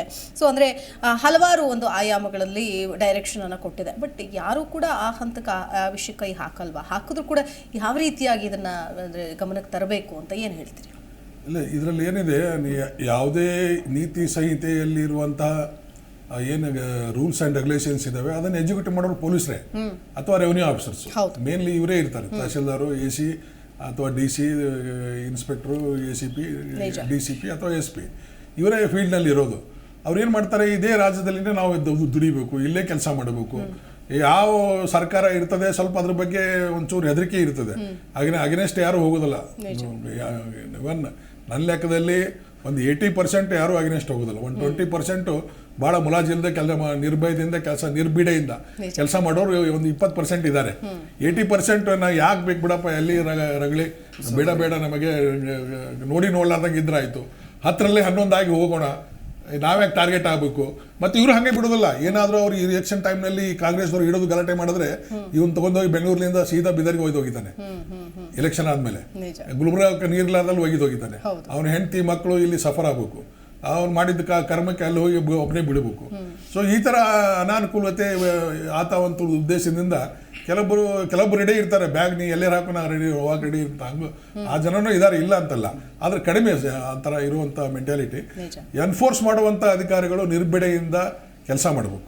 ಆ ನಿರ್ಬಿಡೆಯಿಂದ ಕೆಲಸ ಮಾಡಬೇಕಾದ್ರೆ ಮೇಲೆ ಇರುವಂಥ ಚೀಫ್ ಎಲೆಕ್ಷನ್ ಕಮಿಷನರ್ ನಾನಿದ್ದೀನಪ್ಪ ನೀವು ಮಾಡ್ರಿ ಅನ್ನೋ ಧೈರ್ಯ ತುಂಬುವಂಥ ಅಧಿಕಾರಿ ಇರಬೇಕು. ಅಂದರೆ ಎಲ್ಲರೂ ಅವನಿಗೆ ಮೇಲೆ ಇದ್ದಾರಪ್ಪ, ನಮಗೇನೋ ಕಾಪಾಡೋರು ಇದ್ದಾರೆ ಅಂತನೂ ಆ ಭಯದಿಂದ ಎಲ್ಲರೂ ಕೆಲಸ ಮಾಡ್ತಾರೆ. ಅಲ್ಲೇ ಲೂಸ್ ಆತಂದ್ರೆ ಬೇರೆ ಯಾರು ಇವರು ಕೇರ್ ಮಾಡೋದಿಲ್ಲ. ಯಾಕೆ ಬೇಕ್ಬಿಡು, ನಮ್ಗೆ ಯಾಕೆ ಬೇಕ್ಬಿಡು, ಅಲ್ಲಿ ಹೋಗಿ ನೋಡಿ ಇವನ್ ಎಲ್ಲಿವರೆಗೂ ಅಂತಂದ್ರೆ ಅಲ್ಲಿ ನೋಡ್ರಿ, ಅಲ್ಲಿ ಬಾಡ್ ಊಟ ಮಾಡ್ತಾ ಇದ್ದಾರೆ, ಅಲ್ಲಿ ಒಂದು 500 ಜನ ಸೇರಿದ್ದಾರೆ, ಆ ತೋಟದ ಮನೆಯಲ್ಲಿ ಇದ್ದಾರೆ, ನೋಡ್ರಿ ಏನೋ ಅಂತಂದ್ರೆ ಅಲ್ಲಿ ಹೋಗಿ ನೋಡೋದ್ರಲ್ಲೇ ಮತ್ತೊಬ್ಬ ನಮ್ಮ ಆಫೀಸರೇ ಫೋನ್, ಬೇಕಾದಂಥ ಆಫೀಸರ್ ಇರ್ತಾನೆ ಇನ್ನೊಬ್ಬ, ಅವ ಫೋನ್ ಮಾಡಿರ್ತಾರೆ. ಎಲ್ಲರೂ ಅಂತ ಕೆಟ್ಟವರು ಅಂತ ಹೇಳೋದಿಲ್ಲ, ಕೆಲವೊಬ್ರು ಬೇಕಾದಂಥ ಆಫೀಸರ್ ಇರ್ತಾರೆ. ಅದು ಯಾವುದೋ ಏನೋ ಜಾತಿ, ಏನೋ ಇದು ಸಹಾಯ, ಏನೋ ಒಂದು ಯಾವುದೋ ಒಂದು ಮುಲಾಜಿನಲ್ಲಿ ಇರ್ತಾರೆ. ಅಂಥವ್ರು ಸರ್ ಹಿಂಗೆ ನಾವು ಬರ್ತೀವಿ, ಇನ್ನೂ ಸ್ವಲ್ಪ ಎಲ್ಲ ಕೇರ್ಫುಲ್ ಆಗಿರಿ, ನಾವು ಬರ್ತೀವಿ ರೆಡಿ ಅಂತ ಅಡ್ವಾನ್ಸ್ ಮಾಹಿತಿ ಕೊಡೋರು ಸದ ನಮ್ಮಲ್ಲಿ ಕೆಲವೊಬ್ರು ಇದ್ದಾರೆ, ಇಲ್ಲ ಅಂತಲ್ಲ. ಎಲ್ಲರೂ ಅವರೇ ಅಲ್ಲ, ಹೀಗೆ ಇರೋರು ಒಂದು 10-15% ಇದ್ದಾರೆ. ಅವ್ರು ಎಲ್ಲದರಲ್ಲಿನೂ ಚಲಾವಣೆ ಇರ್ತಾರೆ. ಆದರೆ ಯಾರು ಆನೆಸ್ಟಾಗಿ ನೌಕರಿ ಮಾಡೋರು ಅವ್ರ ಮುಂದೆ ಎಲೆಕ್ಷನ್ ಆದಮೇಲೆ ಮತ್ತೆ CIDನೋ SSBನೋ ಇಂಟೆಲಿಜೆನ್ಸೋ ಅಲ್ಲಿ ಇಲ್ಲಿ 10 ವರ್ಷ ಕೊಳ್ಕೊಂಡು ಸಾಯ್ತವೆ. ಸೊ ಈ ಥರ ಅಟ್ಮಾಸ್ಫಿಯರ್ ಇರಬಾರ್ದಂತೆ ಫ್ರೀ ಆ್ಯಂಡ್ ಫೇರ್ ಎಲೆಕ್ಷನ್ನು ಮಾಡೋರಂಥ ಅಧಿಕಾರಿಗಳು ಅವ್ನ ತಾಕತ್ತು, ಅವ್ನ ದಮ್ಮು, ಅವನು ನಾನು ಇರ್ತೇನೆಪ್ಪ ನಿಮ್ಗೆ ಸೇಫ್ ಗಾರ್ಡ್ ಆಗಿ ಅಂತಿರುವಂಥ ಅಶೂರೆನ್ಸ್ ಕೊಟ್ಟರೆ ನಿರ್ಭಯದಿಂದ ಕೆಲಸ ಮಾಡುವಂಥ ಅನೇಕ ಅಧಿಕಾರಿಗಳು ನಮ್ಮಲ್ಲಿ ಎಲ್ಲ ಸ್ಟೇಟ್ನಲ್ಲೂ ಇದ್ದಾರೆ. ಆದರೆ ಅವರಿಗೆ ಅಭಯ ಹಸ್ತ ಇರಬೇಕು, ಆದರೆ ಅಭಯ ಹಸ್ತ ಇರುವುದಿಲ್ಲ. ಅವ್ರು ಭಾಳ ಸಫರ್ ಆಗ್ತಾರೆ. ನಾವು ಭಾಳ ಮಂದಿ ನೋಡಿದ್ದೇವೆ, ಯಾರು ಟಾರ್ಗೆಟ್ ಆಗ್ತಾರೆ ಅವನು 5 ವರ್ಷ ಅವರು ಸರ್ಕಾರ ಮುಗಿಯುವವರೆಗೂ ಭಾಳ ತೊಂದರೆ ಅನುಭವಿಸ್ತಾನೆ. ಅದು ನಾವೆಲ್ಲ ಇಲ್ಲಿ ಕೂತ್ಕೊಂಡು ಡಿಸ್ಕಸ್ ಮಾಡೋದಂತಲ್ಲ, ಅವ ಸಫರ್ ಆಗಿದ್ದು ನೋಡ್ಬೇಕಾದ್ರೆ ನಾವೇ ಎಷ್ಟೋ ಮಂದಿ ನೋಡಿದ್ದೀವಿ.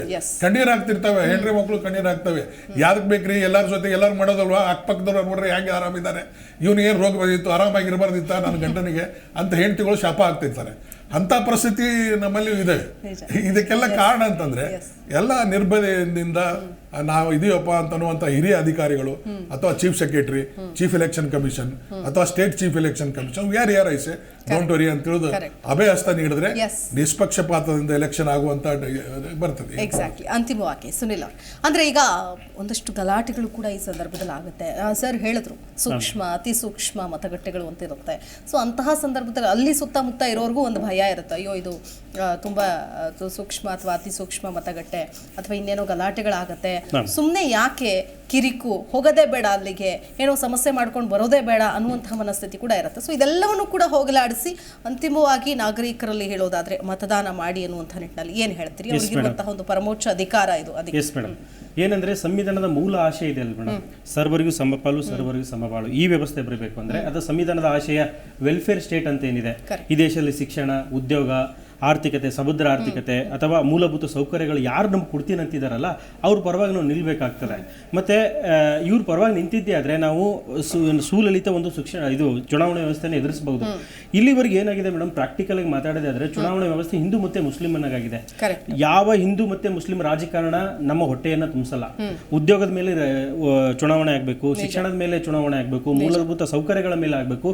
ಈ ಚುನಾವಣೆ ವ್ಯವಸ್ಥೆ ಜಾರಿಗೆ ಬಂದಿದ್ದೇ ಆದ್ರೆ ಅಥವಾ ಈ ರೀತಿಯ ವ್ಯವಸ್ಥೆ ಸ್ಥಳೀಯ ಮಟ್ಟದಲ್ಲಿ ಇದ್ದಿದೆ ಆದರೆ ಯಾರಿಗೆ ಬೇರೆ ರೀತಿ ವಾತಾವರಣ ಇರಲ್ಲ. ಮತ್ತೆ ನಾವು ಭಾರತದ ಸ್ವತಂತ್ರ ಬಂದು 75 ವರ್ಷ ಕಳೆದ್ರು ಕೂಡ ಮೇಡಮ್ ನಮ್ಗೇನಾಗಿದೆ, ಜಾತಿ, ಧರ್ಮದ, ಲಿಂಗದ ಮೇಲೆ ನಾವು ಫೇವರಿಸಮ್ ಮಾಡೋದು ಬಿಟ್ಟಿಲ್ಲ. ಈ ದೇಶದಲ್ಲಿ ಎಂಥ ದುರಂತಗಳನ್ನ ನಾವು ಕಣ್ಣಾರೆ ಕಂಡಿದ್ದೀವಿ ಅಂದ್ರೆ ಒಬ್ಬ ರೇಪ್ ವಿಕ್ಟಿಮ್ ಪರವಾಗಿ ನಾವು ನಿಂತಿರೋದನ್ನ ನೋಡಿದೀವಿ. ಹಾಗಾಗಿ ನಾವು ಚುನಾವಣೆಯಲ್ಲಿ ಮತ ಹಾಕ್ಬೇಕಂದ್ರೆ ಜಾತಿ, ಧರ್ಮ, ಲಿಂಗ ಭೇದ ಯಾವ ಪರವಾಗಿ ಇರಬಾರ್ದು.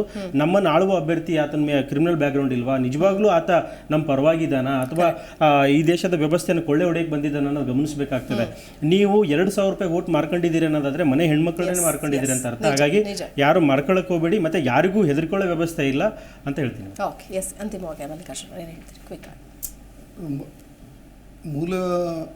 ಮೂಲವಾಗಿ ಏನಾಗುತ್ತೆ ಅಂದ್ರೆ ಚುನಾವಣೆ ಮಾಡೋದು ಅವೇರ್ನೆಸ್ ಇರ್ಬೇಕು ಮೇಡಮ್. ಈಗ 18 ವರ್ಷ ಆಗಿದೆ, ನನ್ನ ಮೊದಲ ಮತದಾನ, ಅದನ್ನ ಮಾಡ್ತಾ ಇದ್ದೀನಿ, ನನ್ನ ಪಾರದರ್ಶಕತೆಯಿಂದ ನಾನು ಮಾಡ್ತೀನಿ ಅನ್ನೋದು ಸ್ವಯಂ ಪ್ರೇರಿತವಾಗಿ ಬಂದ್ರೆ ಅವನು 5 ಜನ ಕೇಳ್ತಾನೆ. ಅವಾಗ ಒಂದು ಹಂತಕ್ಕೆ ಮತದಾನ ಜಾಸ್ತಿ ಆಗುತ್ತೆ ಅನ್ನೋದು ಒಂದು ಭಾವನೆ. ಇನ್ನೊಂದೇನಾಗುತ್ತೆ ಅಂದ್ರೆ ಅವತ್ತಿನ ದಿನ ಯಾರೋ ಇರ್ತಾರೆ ಸೂಕ್ಷ್ಮ, ಅತಿ ಸೂಕ್ಷ್ಮ ಅಂತ ಇದ್ದಾಗ ಭಯದ ವಾತಾವರಣ ಸೃಷ್ಟಿ ಆಗಲ್ಲ. ನನ್ನ ಮಗ ಓದ್ಕೊಂಡಿದ್ದಾನಪ್ಪ, ಒಂದು 18 ವರ್ಷ ಆಗಿದೆ, ಓಟ್ ಮಾಡ್ತಾ ಇದ್ದಾನೆ ಅಂದಾಗ ತಂದೆಗೂ ಗೊತ್ತಿರುತ್ತೆ. ಅವನೊಂದು 5 ಜನ ಕೇಳ್ತಾನೆ, ನನ್ನ ಮಗಳು ಓಟ್ ಮಾಡ್ತಿದ್ದಾಳೆ, ನನ್ನ ಮಗ ಓಟ್ ಮಾಡ್ತಿಲ್ಲ, ಪಕ್ಕದವರು ಮಾಡಿಸಿ, ಅವರೇ ಒಂದು 4 ಜನ ವಾಲಂಟಿಯರ್. ನಮ್ಮ ದೇಶದ ನಾಗರಿಕರು ಅನ್ನೋದು ಒಂದು ಹೆಮ್ಮೆಯ ಒಂದು ವಿಚಾರ. ಇವಾಗ ಎಲ್ಲ ವಿಷಯ ಅರ್ಧ ಗಂಟೆಗೆ ಗೊತ್ತಾಗಿರುತ್ತೆ. ಒಂದು ವಾಟ್ಸ್ಆಪ್ ಕನೆಕ್ಷನ್ ಅಲ್ಲಿ ಒಂದು 100 ಜನ ಇದ್ರು ಅಂದ್ರೆ ಇವತ್ತು ಓಟ್ ಹಾಕಿ ಬಂದ ಅಂದ್ರೆ ಇನ್ನೊಬ್ನು ಪ್ರೇರಣೆ ನೀಡ್ತಾರೆ. ಎಲ್ಲರೂ ಇರುತ್ತೆ, ಈಗ ಎಲ್ಲರೂ ಯೂಸ್ ಮಾಡ್ತಾರೆ. ಸೊ 100% ಮತದಾನ ಮಾಡಬೇಕು ಅಂತ ಸರ್ ಕ್ವಿಕ್ ಆಗಿ ನಿರ್ಭಯದಿಂದ, ನಿರ್ಬಿಡೆಯಿಂದ ಎಲ್ಲರೂ ಮತಗಟ್ಟೆಗೆ ಬಂದು ಧೈರ್ಯವಾಗಿ ಬಂದು ವೋಟ್ ಹಾಕ್ಬೇಕು. ನಾವು ನಮಗಾಗಿ ಮಾಡ್ತಾ ಇರೋದು, ನಮಗಾಗಿ, ನಮ್ಮ ಸಲುವಾಗಿ ಇರೋದು. ಈ ದೇಶ ನಮ್ದು, ವೋಟ್ ನಮ್ದು, ನಮಗಾಗಿ. ಅದಕ್ಕೆ ಯಾರು ನಮ್ಮ ಮೇಕಪ್ ಸದ ಹಾಳಾತ ಯೋಚನೆ ಮಾಡೋರಿದ್ದಾರೆ ಈಗಿನ ಕಾಲದಲ್ಲಿ. ಯಾರು ಬರೋದ್ರೆ ಮಧ್ಯಾಹ್ನ ಬೆಂಗಳೂರು ಬಿಸಿಲಂಗಿದೆ, ಹಂಗಾಗಿ ಏನ್ ಮಾಡಿ ಅಟ್ಲೀಸ್ಟ್ ಬೆಳಗ್ಗೆ ಬೇಗ ಹೊರಟೋಗಿ ಆಯ್ತಾ, ಇಲ್ಲ ಸಾಯಂಕಾಲ ಒಂದು 4 ಗಂಟೆ ಮೇಲೆ 12 ಗಂಟೆಯಿಂದ 4 ಗಂಟೆವರೆಗೂ ಯಾರು ಇರೋದಿಲ್ಲ. ಬೂತ್ ನಲ್ಲಿ ನೊಣ ಹೊಡಿತಿರ್ತಾರೆ 12 ಗಂಟೆ, ಯಾರು ಬರೋದಿಲ್ಲ. ಒಳ್ಳೆ ಪಾಯಿಂಟ್ ಹೇಳಿದ್ರೆ ಆ ತರ ಇರ್ತದೆ. ಆಮೇಲೆ ಈ ಜನರು ಬಹಳ ನಮ್ಮದೇ ಅಂತ ಭಾವನೆಯಿಂದ ದೇಶದ ಹಿತದೃಷ್ಟಿಯಿಂದ, ಮತದಾನ ತಮ್ಮ ಹಿತದೃಷ್ಟಿಯಿಂದ, ಅಭಿವೃದ್ಧಿ ದೃಷ್ಟಿಯಿಂದ, ತಮ್ಮ ಆಸೆ ಆಕಾಂಕ್ಷೆಗಳ ದೃಷ್ಟಿಯಿಂದ ಒಳ್ಳೆಯ ಅಭ್ಯರ್ಥಿಗಳನ್ನ ಆಯ್ಕೆ ಮಾಡಿ ದೇಶ ಉದ್ಧಾರ ಮಾಡುವಂತ ಅಭ್ಯರ್ಥಿಗಳನ್ನ ಆಯ್ಕೆ ಮಾಡಬೇಕು. Thank you so much. 3 ಜನಕ್ಕೂ ಕೂಡ ಧನ್ಯವಾದಗಳು ಚರ್ಚೆಯಲ್ಲಿ ಭಾಗಿಯಾಗಿದ್ದಕ್ಕಾಗಿ. ವೀಕ್ಷಕರೇ ನೋಡಿದ್ವಿ. ಸೊ ನೀವು ಕೂಡ ತಪ್ಪದೆ ಹೋಗಿ ಮತದಾನ ಮಾಡಿ, ಸರಿಯಾದ ಮಾಹಿತಿಯನ್ನ ಪಡೆದುಕೊಳ್ಳಿ, ಗುರುತಿನ ಚೀಟಿಯನ್ನ ಇಟ್ಕೊಳ್ಳಿ, ಮತಗಟ್ಟೆ ಯಾವುದು ಅಂತ ನೋಡ್ಕೊಳ್ಳಿ, ಅಡ್ರೆಸ್ ಅನ್ನ ತಿಳಿದುಕೊಳ್ಳಿ. ಸೊ ನಿಮ್ಮ ಒಂದು ಬಿಡುವಿನ ಸಮಯದಲ್ಲಿ ತಪ್ಪದೆ ಮಿಸ್ ಮಾಡದೆ ಹೋಗಿ ವೋಟ್ ಮಾಡಿ. ಯಾಕಂತಂದ್ರೆ ಇದು ನಮ್ಮ ಜವಾಬ್ದಾರಿ, ನಮ್ಮ ಮೂಲಭೂತ ಹಕ್ಕು, ನಮ್ಮ ಸಂವಿಧಾನ ಕೊಟ್ಟಿರುವ ಪರಮೋಚ್ಚ ಹಕ್ಕು ಅಂತ ಹೇಳ್ತಾ ಇವತ್ತಿನ ಈ ಚರ್ಚೆ ಮುಗಿಸ್ತಾ ಇದ್ದೀನಿ. ನಮಸ್ಕಾರ. ನೋಡ್ತಾ ಇರಿ ಜಿ ಕನ್ನಡ ನ್ಯೂಸ್, ಸತ್ಯವೇ ಸುದ್ದಿಯ ಜೀವಾಳ.